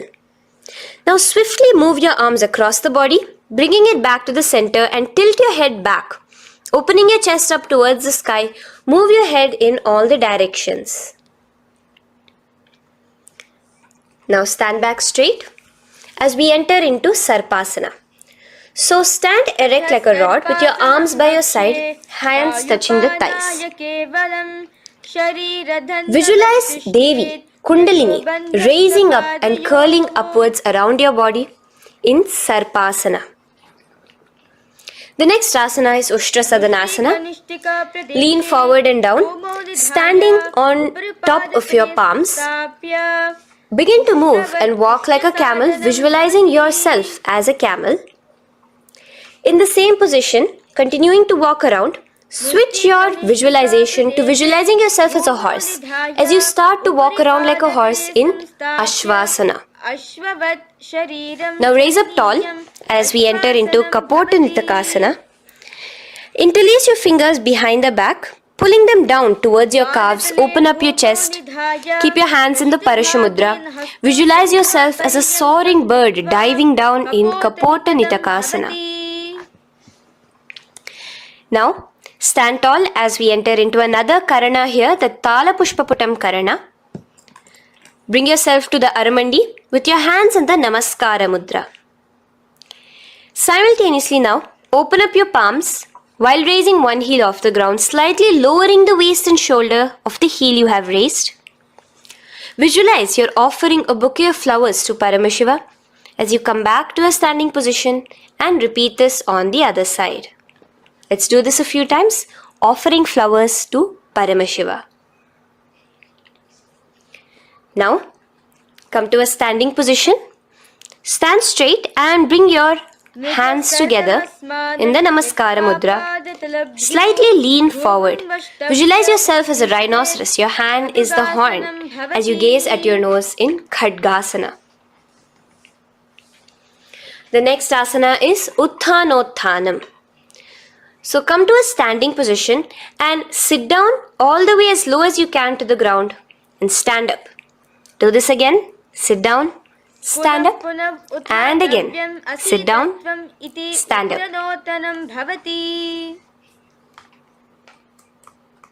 As you gaze at your nose throughout this. The next asana is Musalasana. Now come back to a standing position. Raise your hands above your head, tall as you jump up and down repeatedly. Visualize yourself as a mace. Jump here in Musalasana. The next asana is Uchirshaka. So come back to a standing position.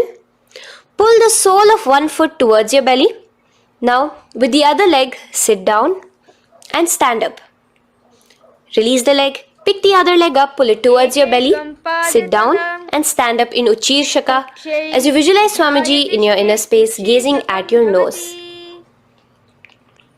The next is a Karana, which we will be entering into, the Parshvajanu Karana. So again, bringing yourself to the Aramandi position, bend and lift one knee towards your chest, pointing the toes downwards. Keep your arm around the knee, holding it with the hand in a fist. Let the other hand hang down on the thigh, wrist twisted, fingers pointing inwards. This is the Parshvajanu Karana. Now slowly release as we enter into Tandavasana. Stretch one leg out straight in front of you as you alternate between sitting and standing. Visualize yourself fiercely dancing as Paramashiva. Raise the foot to the inner thigh of the opposite side. As we enter into Brahmanasana, let your hand be resting by the sides. Keep your standing leg erect like a rod. Visualize yourself being blessed by Lord Brahma. Now, you can bring the left foot around the right knee and rotate it, tucking the left toes on the other side of the right calf. Simultaneously cross your left arm below the right, bring your palms together in the Namaskara Mudra. Visualize yourself as Lord Garuda in Garudasana 3. Now slowly uncross your legs and hands as we enter into Ekapadasana, coming to a standing position. On the right leg, bring your left foot to the opposite thigh with your hands relaxed by the knees. Now take a hold of the raised foot with your hand in the Prana Mudra. Stretch your leg out wide, out to the side and rotate your body quickly on the standing leg. Visualize yourself as the North Pole star in Dhruvasana. From here now, in the foot which is in your hand, just slowly, once you finish the rotating movement, in Trivikramasana, bring it up towards the back of your neck. Stand as tall as you can and alternate between sitting and standing. Visualize Bhagavan Mahavishnu in your inner space. Now you can take the leg out from behind your neck and stand straight. As we repeat the Parshvajanu Karana on the other side, bring your knee up to your chest, clasp your knee in a fist while the other hand comes to the opposite thigh. Hold there for a second and stretch your leg out In Tandavasana, sit and stand. Visualize yourself fiercely dancing as Paramashiva. Bring the foot to the inner thigh, standing straight like a rod. Get your hands by your sides. Visualize yourself being blessed by Lord Brahma. In Brahmanasana on the other side. Move into Garudasana 3 on the other side as you rotate your leg over, your hand under. Visualize yourself as Lord Garuda. And uncross yourself as we move into Ekapadasana on the other side. Bring your foot to the inner thigh, to the root of the thigh, and stand straight. Clasp your toes, stretch it out as we go into Dhruvasana on the other side. Visualize yourself as a pole star rotating quickly. Come back to a standing position and bring your foot behind your neck. In Trivikramasana, sit and stand. Visualize Vishnu, Bhagavan Mahavishnu in your inner space. Now, stand tall as we do the Samanakha Karana. Stand with your feet close together, toes slightly pointed outwards. Keep both the hands to the side of the body. Take a moment to breathe in and breathe out and relax. Now, slowly relax and from the standing position, slowly bend forward, bringing both your hands underneath your knees. Now, once you have squatted down fully, interlace the fingers together in the Parashamudra. Bring that interlaced fingers in front of your navel. In Ghorakanjali Asana, visualize the great sage Goraknatha, the founder of the Natha Yoga Hindu Sampradaya. As you do the Jiva Chala Kumbhaka, engage the Moola Bandha. The next asana is Kanchyasana. So now just slowly unwind your hands from each other, from your navel, and now bring your hands from the opposite side inwards underneath your calves and wrap your hands around your back. Hold them together in the Parashamudra. Keep your body, your upper body upright, visualizing the Supreme Pontiff of Hinduism in your inner space. The next is Bhairu Asana. So slowly unclench your hands and bring them out from underneath your legs. Keep your feet and knees together and in a squatting position, bring your hands behind your back, clasping them together, remaining in the Parashamudra. As you gaze at your navel center, visualize Bhagavan Kala Bhairava, the Lord of Time, in your inner space. The next asana is Varahasana.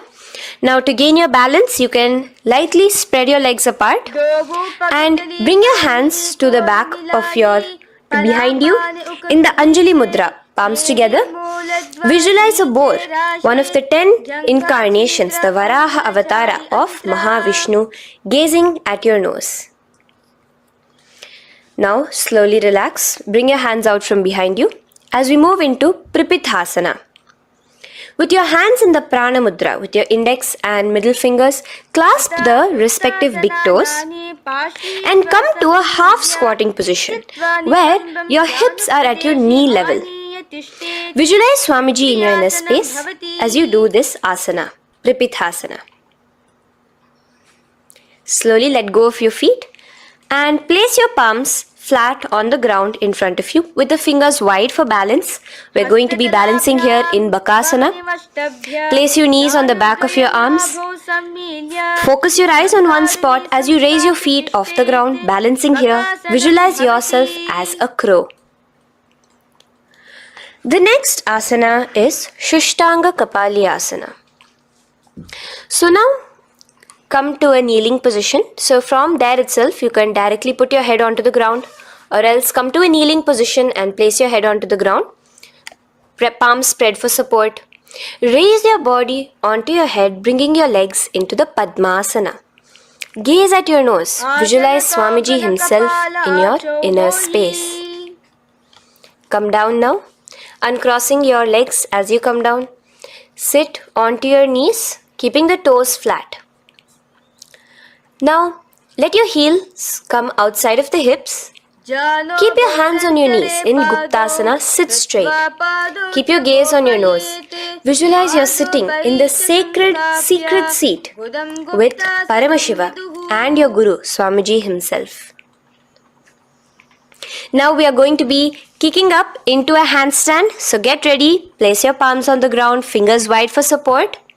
Do take support of a wall if you need it. And lift your body up straight above your hands.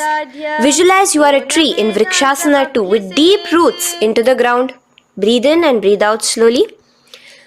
In the same position as we move into Shibhu Asana, switch your gaze to the third eye.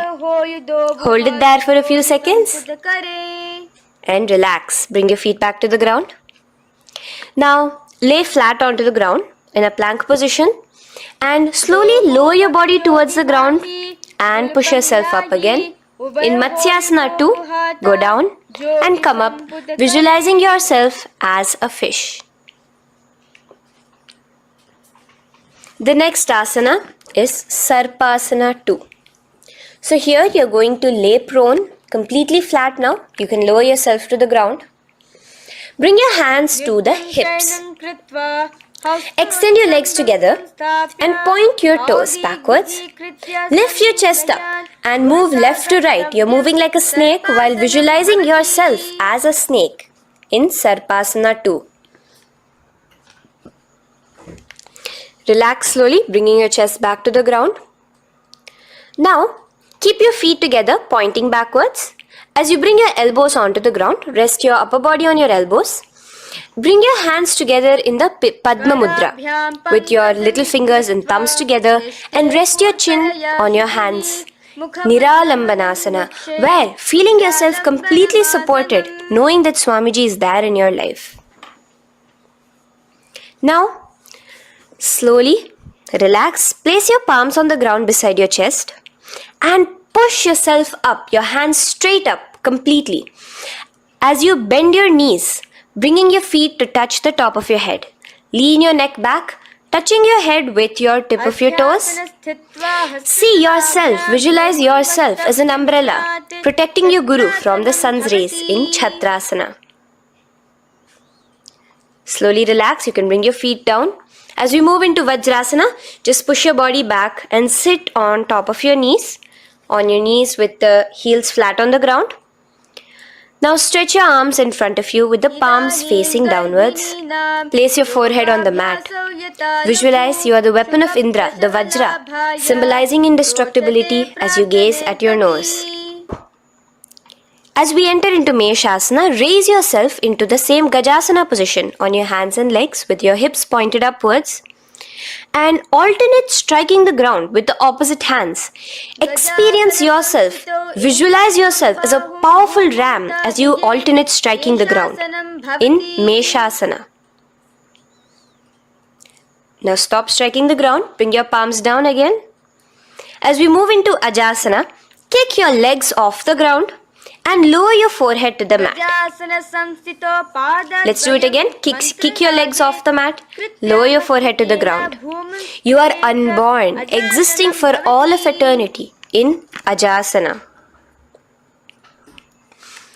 Now, come to a seated position as we move into Dhanantara Asana. Sit on your heel with your legs together. Pull your toes underneath you. As you bring your hands top of the knees, gaze at your nose, visualize Swamiji in your inner space. Here, do the Ujjayi Pranayama, inhaling and exhaling like an ocean, Dhanantara Asana. From Dhanantara Asana, now interlace your fingers in front of you and then behind you. Stretch your arms towards all the sides, backwards, forwards. Giving a massage to the various different joints and muscles in your body. Lean forward, get up again. Continuing to visualize Swamiji in your inner space. Relax your hands and now take your respective heels and point them outwards, outside the side of your hips. Keep your hands on your knees with your thighs and knees resting on the ground, spine straight. Visualize yourself as Lord Garuda in Garudasana 4. You have Mahavishnu and Mahalakshmi on your back as you are flying.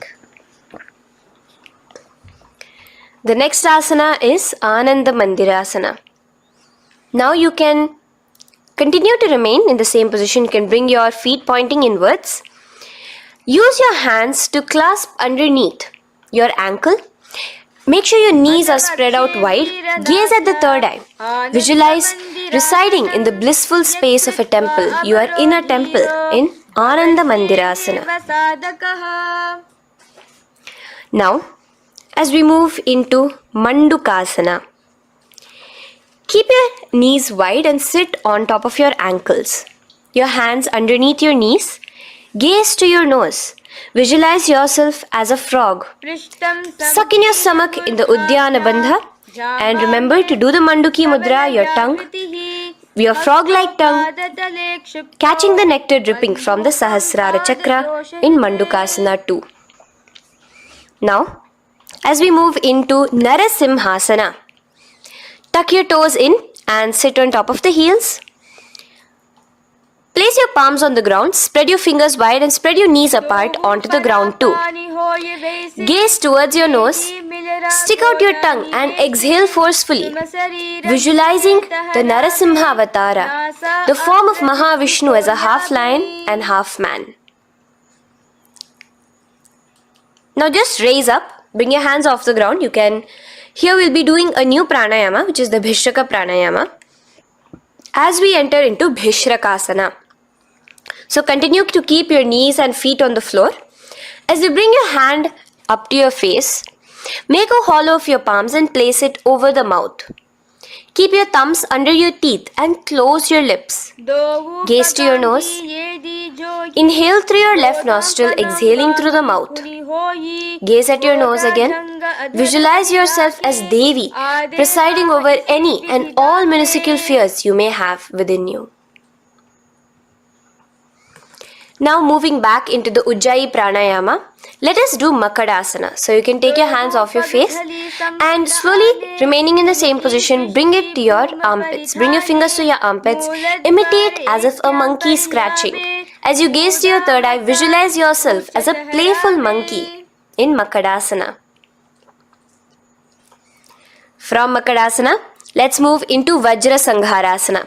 So you can slowly lift your knees off the ground, just balancing on your toes, sitting on the heels. Bring your hands behind your back and clasp the opposite elbows. Gaze to your nose, embody a diamond, visualize yourself as a diamond-like strength for yourself and your Sangha. The next asana is Khanjanasana. So now you can uncross your hands, rest on top of the heels with your knees on the ground. Keep the toes down, ankles crossed behind. Place your palms on the mat to your side. Suck your stomach in the Uddiyana Bandha as you gaze at your nose in Khanjanasana. Now, you can uncross your ankles and just sit with your toes flat. Keep your knees wide on the floor. Rest your hands on the knees. Just relax the Uddiyana Bandha, just sucking in your perineum in the Mula Bandha. Gaze at your nose, visualize yourself as a turtle with a stable body and mind to live for hundreds of years. And without changing anything in your physical posture, just visualize yourself uniting with Swamiji himself in Yogasana. Now, raise up onto your knees, cross your ankles behind your back until the feet are coming towards the opposite knees. Now, bring your hands behind you and hold on to the calves with the fingers inside, the thumbs outside. Gaze at the third eye as you visualize yourself in a space of oneness with Paramashivoham himself as Swamiji. Now you can uncross your ankles, come back to us standing on your knees as we enter into Ushtrasana 2. So now, in a kneeling position, bend backward, hold your ankles with your hands. Keep your arms straight. As you push your hips forward and tilt your head backwards, visualize yourself as a camel in Ushtrasana 2. Slowly, in the same position, lower yourself onto your back. in Jatyasana 2. As you are lowering yourself, experience yourself as a blooming lotus. Bring your head, the back of your head onto the mat. Gaze to your nose. Now, let's move into Viratasana. So, try your best to do this without the support of your hands, but you can use your hand support if needed as you raise up from Jatyasana and back down. Raise up and go back down as you gaze at your nose. Raise up and go back down. Visualize Swamiji in your inner space. Now from Viratasana, raise your hips up higher, bringing your forearms onto the mat behind you in a short back bend posture. Hold the back of your heels in Kapotasana.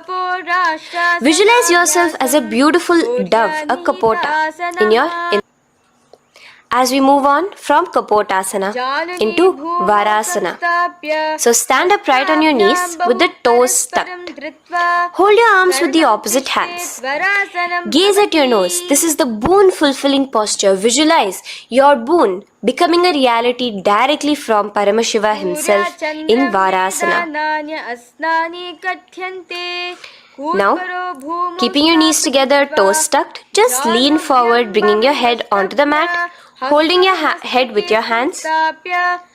Visualize yourself as a boar, as the Varaha avatar of Bhagavan Mahavishnu in Varaha Asana 2.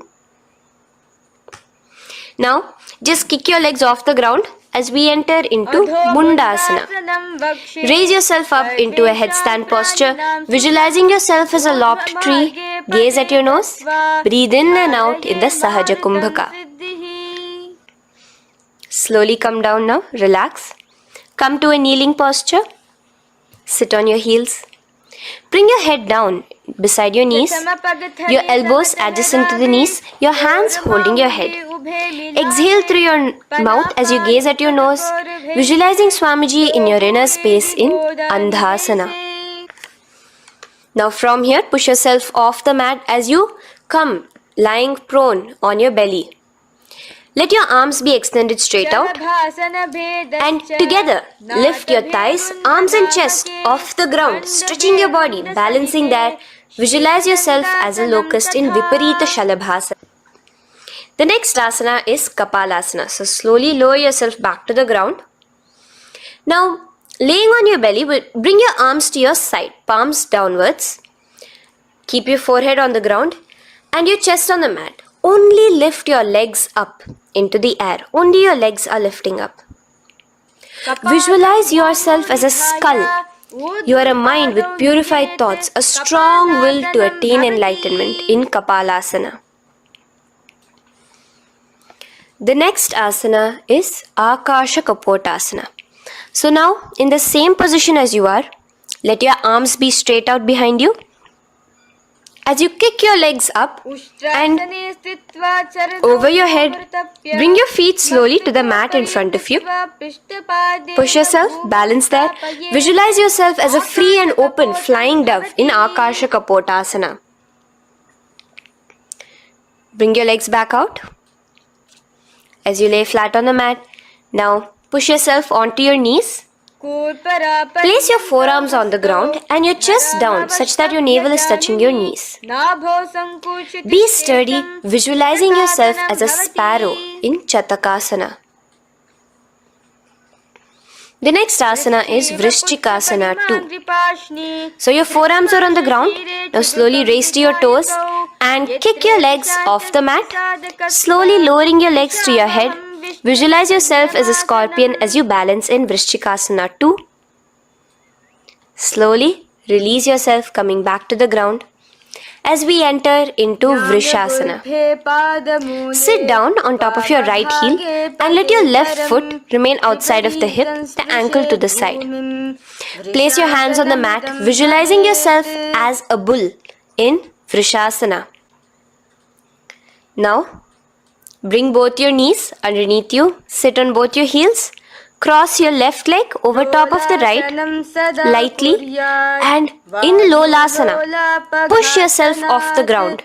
Your knees are off the ground, you're just balancing on your hand above the mat. Visualize Swamiji in your inner space. Lower down now. Bring the left foot now outside. Bring the right foot out and sit on your left heel now. As we do Vrishasana on the other side, visualize yourself as a bull.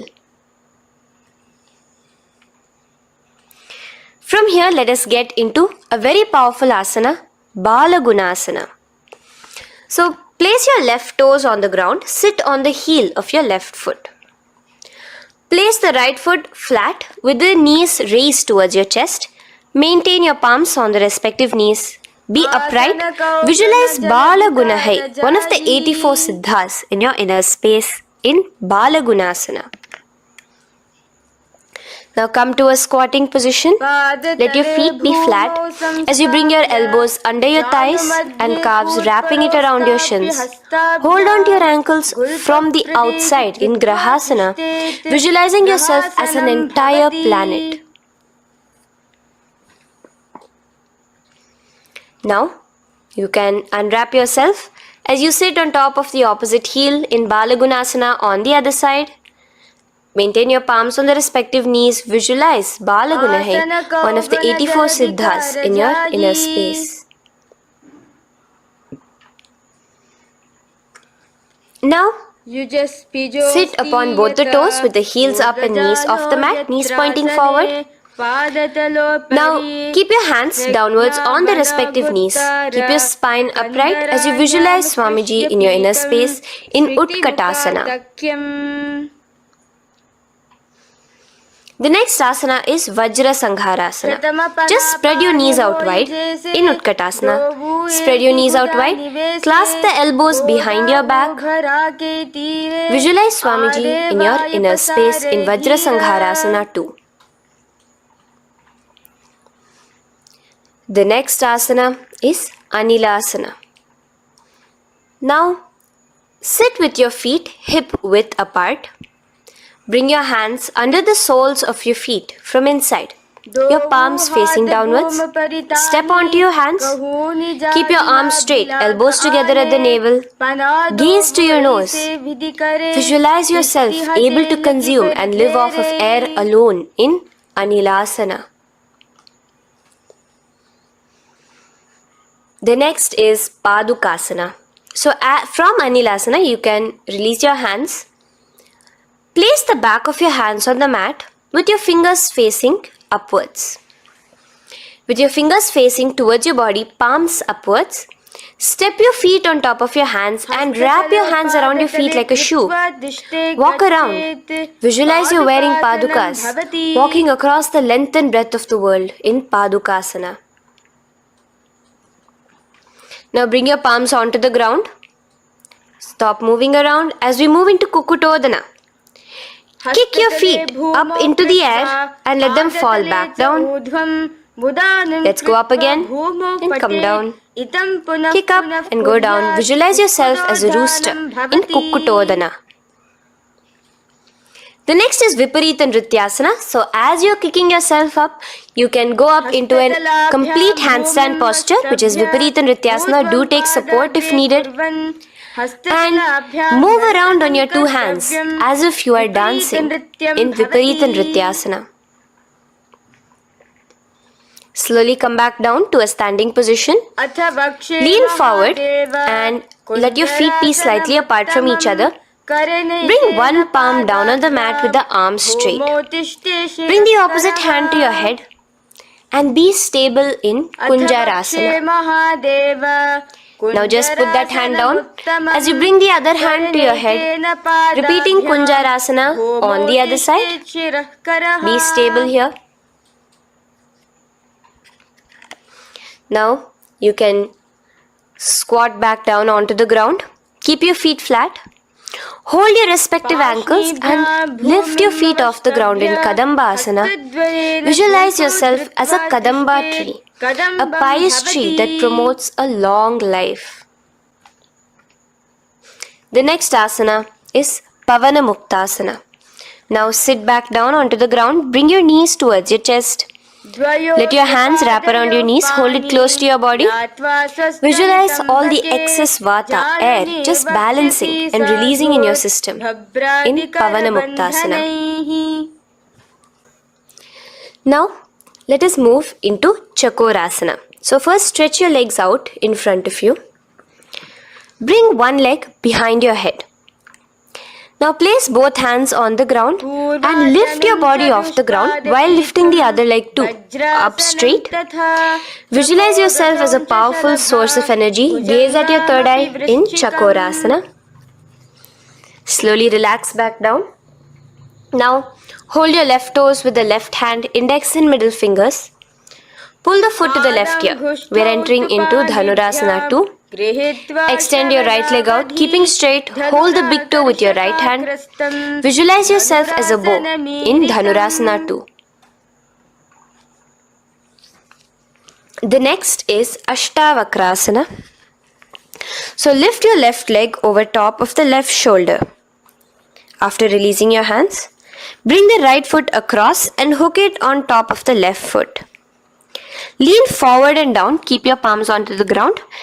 Extend your legs out to the left, lift your head up and chest. You're completely balancing only on your hands as you visualize yourself as a flying crane in Ashtavakrasana. Now slowly relax down. From here, bring your right foot to the left thigh and your left foot flat onto the ground. Knees raised up. Have your left shoulder underneath the respective leg and place your hands flat on the ground. Gaze towards your third eye.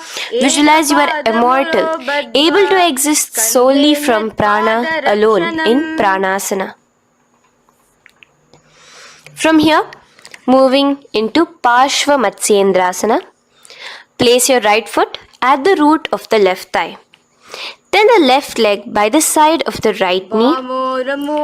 Hold the left leg by the right hand. Twist your body out. Remain steady here, gazing at the third eye. Visualize Matsyendranatha, the great Rishi, Yogi, master of Hatha Yoga, in your inner space. Now slowly unwind yourself. As we repeat Chakorasana on the other side, lift the other leg behind your head. Place both your hands on the ground and keep your entire body off the ground straight up. Gaze at your third eye, visualizing yourself as a powerful source of energy. Now relax back onto the ground. Let's repeat Dhanurasana 2 on the other side. Clasp your respective hands with the feet. Pull one foot back, the other foot extended forward. Visualizing yourself as a bow. Release your feet as you cross them over each other, over top the shoulder in Ashtavakrasana on the other side. Raise off the ground. Visualize yourself as a flying crane.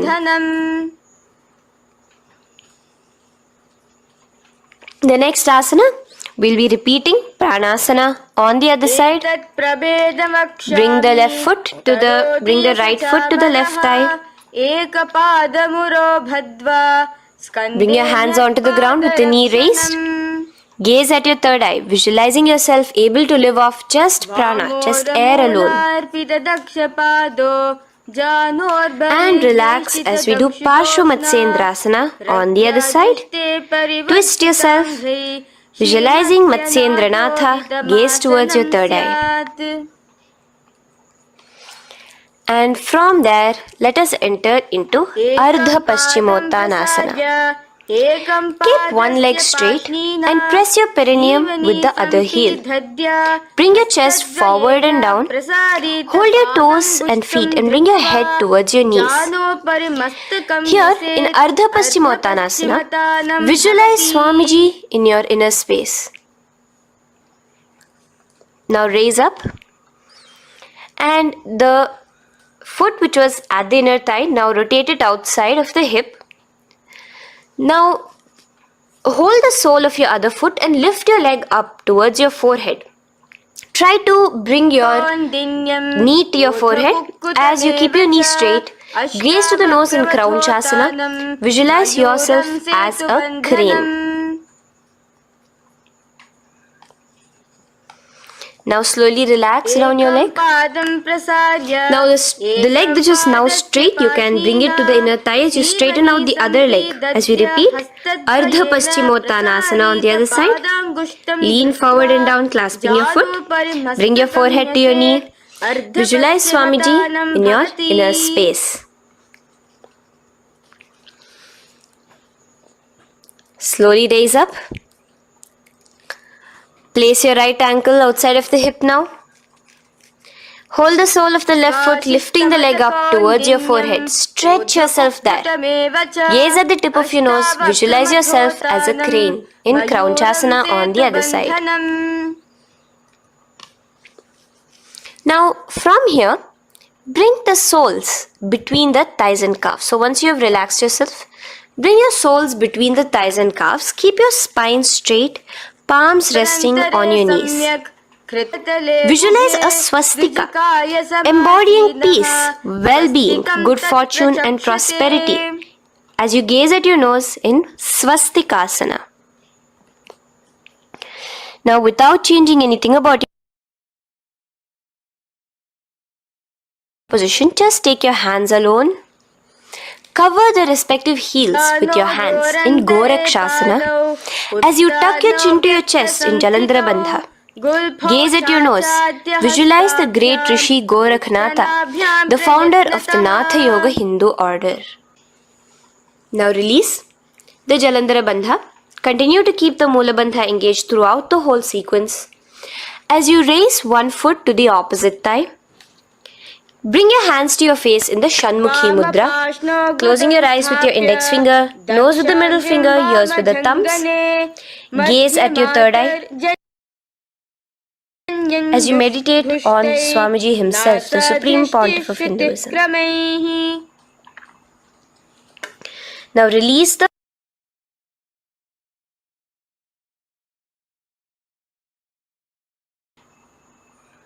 Shanmukhi Mudra. And in Yogasana 2, bring your legs into the Padmasana position over the opposite thighs. Keep your hands flat onto the ground beside your knees with the palms facing upwards. Sit straight, gaze at your nose. Here we'll be starting the Kaka Chanchu Kumbhaka, where your inhalation will be through your tongue wrapped like a pipe, and your exhalation will be through your nose. From Yogasana 2, now keeping your palms beside your body, just switch them around to be flat on the ground and push your entire body off the ground, balancing. Visualize yourself as a rooster in Urdhva Kukkutasana. Now relax down, come back to a seated position on the floor, keeping your legs in Padmasana. Insert your hands through your knees and place them on the mat. Remember, do not lift your body up, just stay seated down there. In Siddha Harituliyasana, gaze to your nose, visualize Swamiji himself in your inner space. From there, let's enter into Hamsasana, where you will actually be pushing yourself off the ground. Lift your thighs up high above your shoulder, above your elbows as much as possible. Gaze to your nose, visualizing yourself as an elegant swan in Hamsasana. Now release yourself. Now, do not take your hands out from between your thighs and calves. Just go onto your knees and reach your hands behind your body with your fingers interlaced in the Parashu Mudra. Bring your forehead to the floor as you gaze at your nose. Visualize yourself as Lord Paramashiva's bow in Karmukasana. Now, slowly come back to the seated position as we move into Kurmasana 2. Keeping your hands in between your thighs and calves, bend your elbows and hold your respective shoulders with your hands. Visualize yourself as a turtle, a stable body and mind to live for hundreds of years. Now in the same position, just engage the Jalandhara Bandha, tucking your chin to your chest as we move into Granthi Bhedasana, gazing at your nose. Rejoice, knowing you are in Paramashiva's secret knot posture. And from there, release the Jalandhara Bandha as you roll onto your back. Keep your hands on the shoulders, laying flat on your back. As you visualize yourself as a turtle on its back, playful, gaze at your nose in Uttana Kurmasana. Now rock yourself back to a seated position as we do Pangu Kukkutasana. Now it's the same as your hands between your thighs and the calves, except you will be placing one hand flat on the mat. Hold the wrist with the other hand. Lift your body up and holding only on one hand. Visualize yourself as a rooster in Pangu Kukkutasana. Now release back to the ground. Hold. Let's do Pangu Kukkutasana on the other side. Place the other palm flat and bring the other hand holding the wrist. Push yourself off the ground. Visualize yourself as a rooster. Continue the Kakachanchu Kumbhaka, sucking in your breath through your curled tongue and exhaling through your nose. As you slowly extricate your hands from between your thighs and calves, let's do Girdharasana here. So now, interlace your fingers in the Parashamudra as you place your elbows on the feet, remaining your legs in Padmasana. Lean forward and down, resting your chin on your knuckles. Place your thumbs to your throat in Girdharasana. Visualize Swamiji in your inner space. From there now, sit straight into Padmasana 3. So with your legs in Padmasana, bring one hand over the other near your navel center.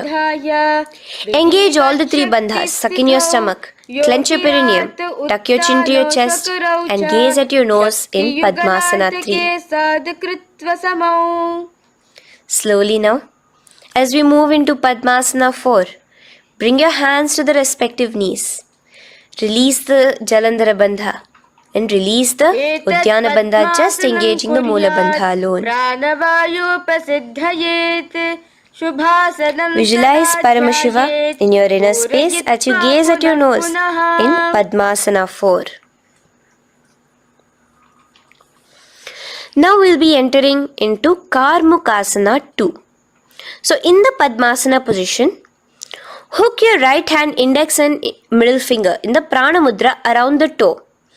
Pull it back while your left hand rests on the knee.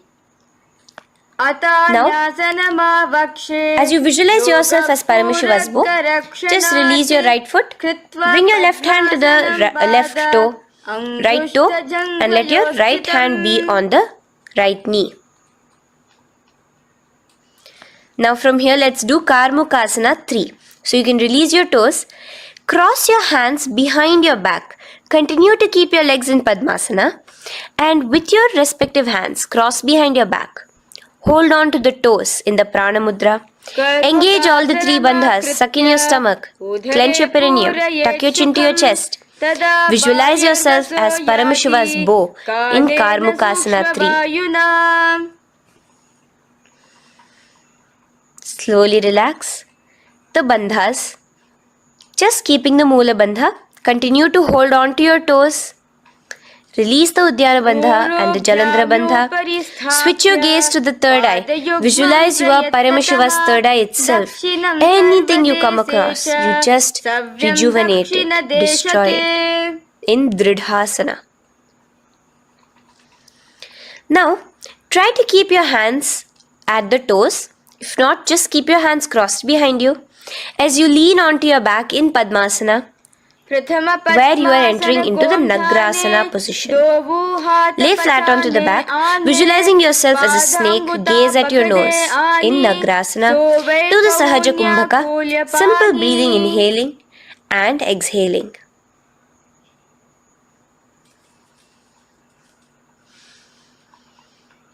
Now bring your knees to your chest. Let your hands wrap around your knees. Slowly uncross your Padmasana and bring your knees to your chest. Bring your hands to the Parashamudra, the fingers interlocked on top of your knees. As you pull your chin up to your knees, visualize yourself as a ball in Kandukasana. Now relax. Bring your feet onto the ground. the knees pointed upwards in Urdhva Pavanasana. As you interlace your fingers, bring the interlaced fingers behind your head. Laying down, gaze at your nose in Urdhva Pavanasana. The next asana is Marakata Pithasana. Now, from behind your head, take your hands out and clasp onto your feet. Just step lightly onto your palms. As you push your hips up into the sky, automatically engaging the Jalandhara Bandha. Visualize yourself as a powerful alpha ape in Marakata Pithasana. In the same position now, bring your hands to your hips as we enter into Uttanashiki Pitakasana. Let your weight rest on your elbows as you stretch your legs out straight. Gaze at the nose. Visualize Swamiji in your inner space. From there, continuing to rest on your elbows, kick your feet up high into the sky in Narakasana. Stretch your palms out behind you, flat on the ground. Balance there. Visualize yourself blissfully traveling through hell unscathed in Narakasana. Bring your hands to your hips now as we move into Tiryanaukasana. Angling your legs down at an angle, visualize yourself as a boat crossing the ocean of samsara in Tiryanaukasana. Now from there, come back straight as we enter into Dhwajasana. Keep your legs up high above your body, your hands stretched out down behind you. As you push yourself up, visualize where Kailasa's flag respected across all nations in Dhwajasana. Hold there for a few seconds and relax now. Flat onto the ground. Palms slightly away from your body. Do not move at all in Mritasana. Your body is dead. Visualize that. Visualize the Supreme Pontiff of Hinduism liberating you. Let your awareness travel to all the parts of your body in the Shakti Chalan Mudra as we do Mritasana.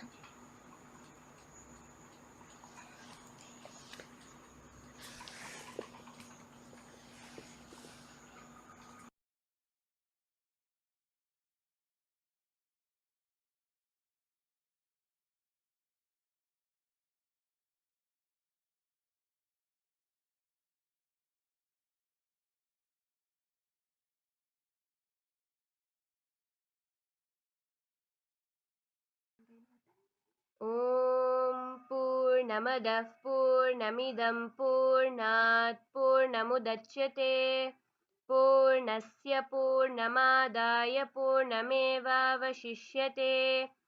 Om Shanti Shanti Shantihi. Harihi Om Tat Sat.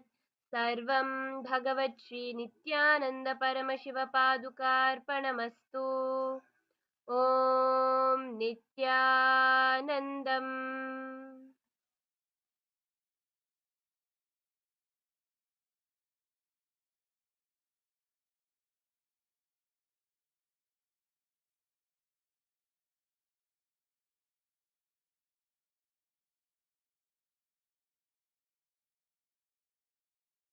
Nityananda Paramashivoham.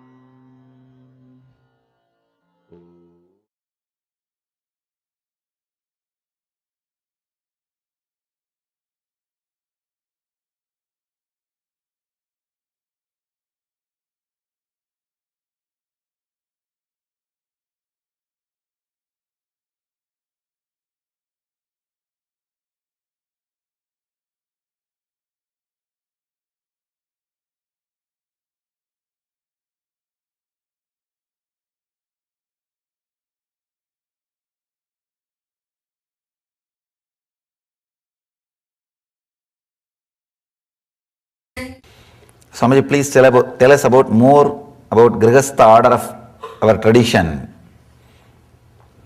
We are already Anand Samajis. How to guide ourselves to become examples of living.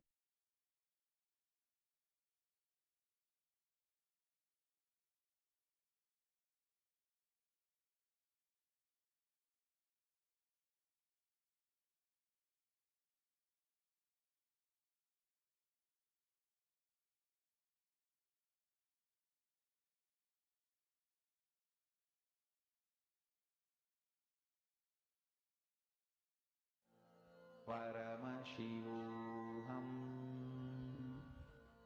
Om Nityananda Paramashivoham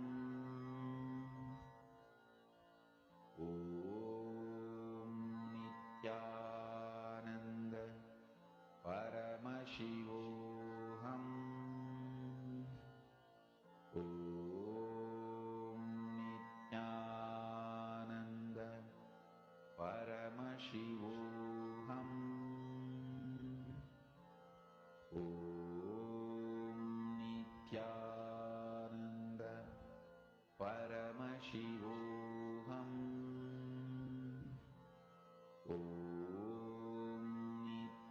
Yanandam Paramasukadam Kevalam Jnanamurtim Dvandvatitam Gagana Sadrisham Tattvamasyadilaksham Ekam Nityam Vimalamachalam Sarvadi Sakshibhutam Bhavatitam Trigunarahitam Sadgurum Tam Namami.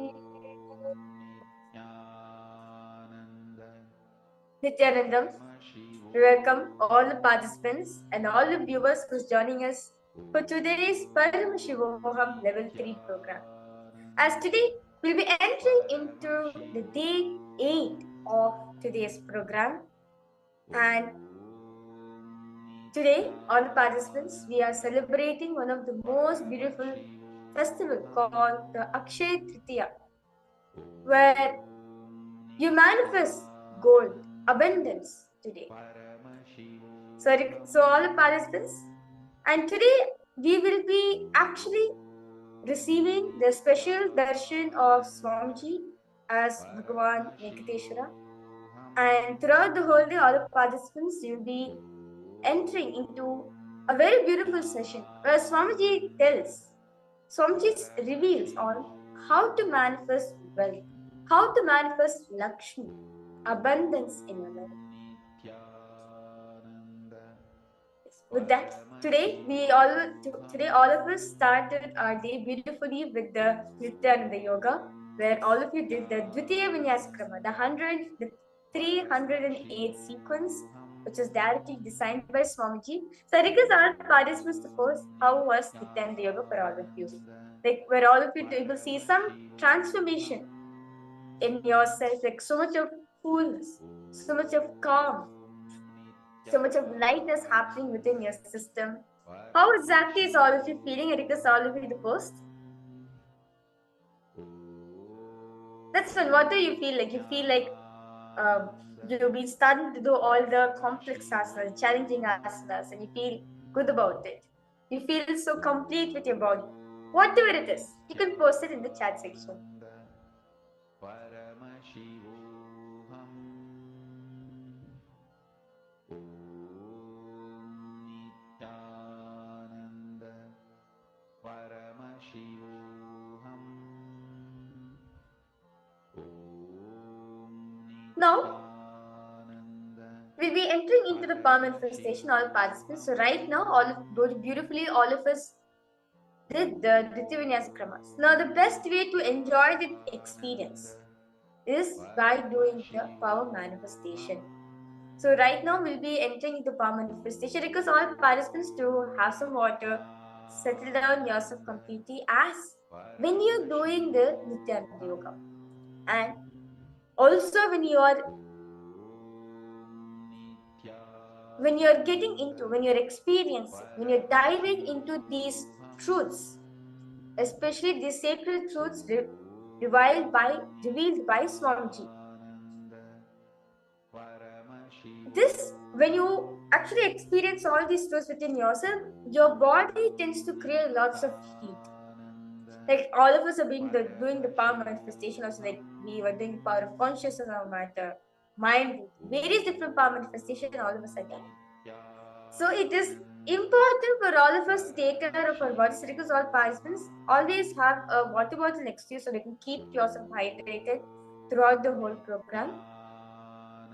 And As you're coming for settling, I request all of you for to get an eye band and come. If you have an eye band, it's good, or you can use a cloth, preferably a darker color. We'll be manifesting the power of third eye reading right now in this power, in this segment. So request all settle down yourself completely. I know all the participants like this. Very powerful, intense Nityan yoga. You can settle down yourself. Paramashivoham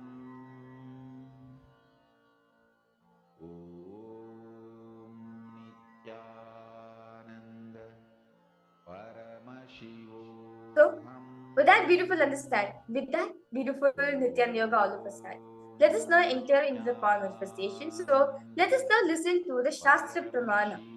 What Paramashiva says on this beautiful power of third eye reading. In what space you should be manifesting this power?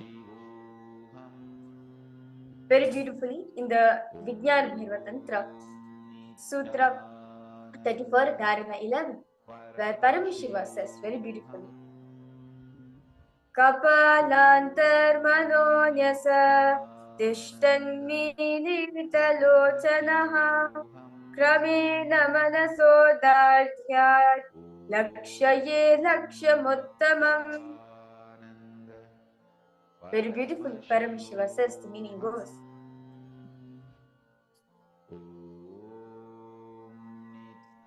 By concentrating on the inner space within the crown center and sitting stably without any movement, having the eyes closed in succession. By the stability of the mind and inner space, through the power of the third eye, one directly sees the ultimate goal, Laksha, by having the vision beyond the sight that reveals any object or place, attaining the space of oneness with the source Paramashiva. Very beautifully, Paramashiva was saying that when you concentrate on the inner space, exactly where I am sitting, understand? Whenever you're doing Nityan yoga, you are going beyond your body and mind. You are established in a oneness space with Swamiji. Swamiji says, only with that beautiful, only if you are in the oneness experience, if you are in oneness with Swamiji, you will be able to manifest, you'll be able to do the whole Vidya Vinyasa Krama. Otherwise, without oneness, even if you do first two asanas, you'll be able to, but the third asana you'll not be able to, because Swamiji says oneness is the passport. So when you're concentrating on that oneness space, beautiful, when you're in that oneness space, you will see your mind, your whole body is in succession. You bring lots of awareness, stability to your inner space. Therefore, you the manifest the power of third eye reading, where anything you'll be able to see with your eyes closed, whether colors, objects, images, anything. Through the eyes closed, you'll be able to manifest. Next is the Apta Pramana, Swamiji's own experience of Apta Pramana, where the Vedic Rishis, their experiences which are time tested and verified with the Shastra Pramana. So very beautifully for this power of the readings taken from the Srimad Bhagavad Gita, chapter 11, verse 8, where Shri Krishna says to Arjuna, Natu mam shakyase drashtam anenaiva svachakshusha divyam dadami te chakshuhu pashyame yogameshwaram. Very beautifully, Shri Krishna says that, but you cannot see my cosmic form with these physical eyes of yours. Therefore, I grant you the divine third eye vision. Behold my cosmic opulence. Understand? The whole Krishna is saying to Arjuna that the two physical eyes which you're having is limited. It does not have the ability to perceive my cosmic form. As Shri Krishna's cosmic form is beyond the visible range, is beyond the limit, it's beyond the range which our eyes are designed. Therefore, to catch a glimpse of my third eye, of my cosmic form, I initiate you to third eye so that you can enjoy that cosmic vision which I am going to be giving. So, in the 11th chapter of the Bhagavad Gita, if you have observed, it contains a detailed description of Sri Krishna's pontiff form as Arjuna sees Krishna through his third eye and his narrative. Next is the Atma Pramana, Swamiji's own experience on this power. When Swamiji was manifesting this power, Swamiji says very beautifully in his own words that he was able to see everything around him, above him, the whole 360-degree vision, 10 directions, everything. He was able to see. And not just that, Swamiji was able to feel all of that as well. The skin of the stone on which he was sitting and the skin of the body. Both carried him equally, both Swamiji felt his presence. Whether it's the setting sun or the rising moon or the temple tower, the Arunachaleshwar temple tower, the Arunachala hill, everything around Swamiji, shrubs, bush, trees, ants, animals, anything and everything. Swamiji felt his presence, Swamiji felt himself in that. Swamiji could feel everything as part of it. Swamiji says that the idea is something is outside of me and inside of me broke. There's no something as, oh, it is outside of me. No. Everything is part of him. And it is from him, and Swamiji could feel his presence in everything. Swamiji says, first he was able to see the 360-degree vision. Immediately, the next moment, Swamiji realized he was able to feel all of that as well. With that beautiful understanding, we get from Swamiji's own experience on how Swamiji manifested this power. We are going to be manifesting this power of third eye. In this run, all the participants, you'll be revealing. You'll be scanning, asking Swamiji to reveal to you what is the image which is being projected. You'll be scanning the image which is going to be projected for all the participants. So you'll be asking Swamiji in that one space, the color, what the image is about, details of this image. Now, I request all the participants to close your eyes and tie your eyes with the eye band.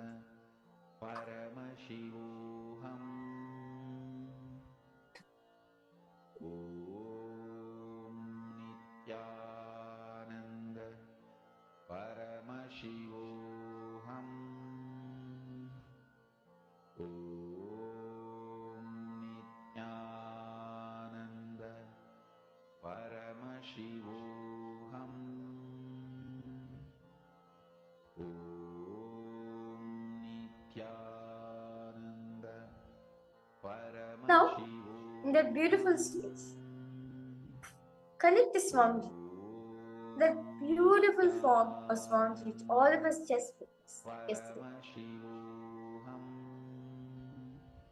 Visualize that form of Swamiji in your inner space.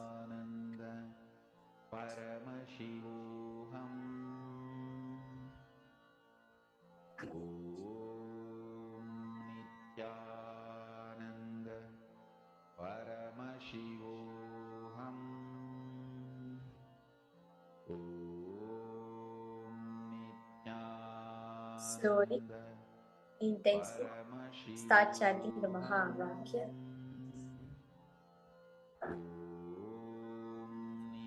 Om Nityananda Paramashivoham. Om Nityananda Paramashivoham.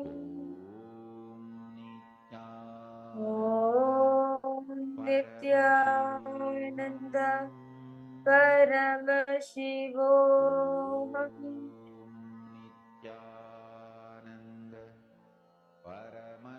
Now, a picture is going to be projected for all. Continue to chant the Mahavakya. Let your whole body, let your whole inner space be filled with that Mahavakya.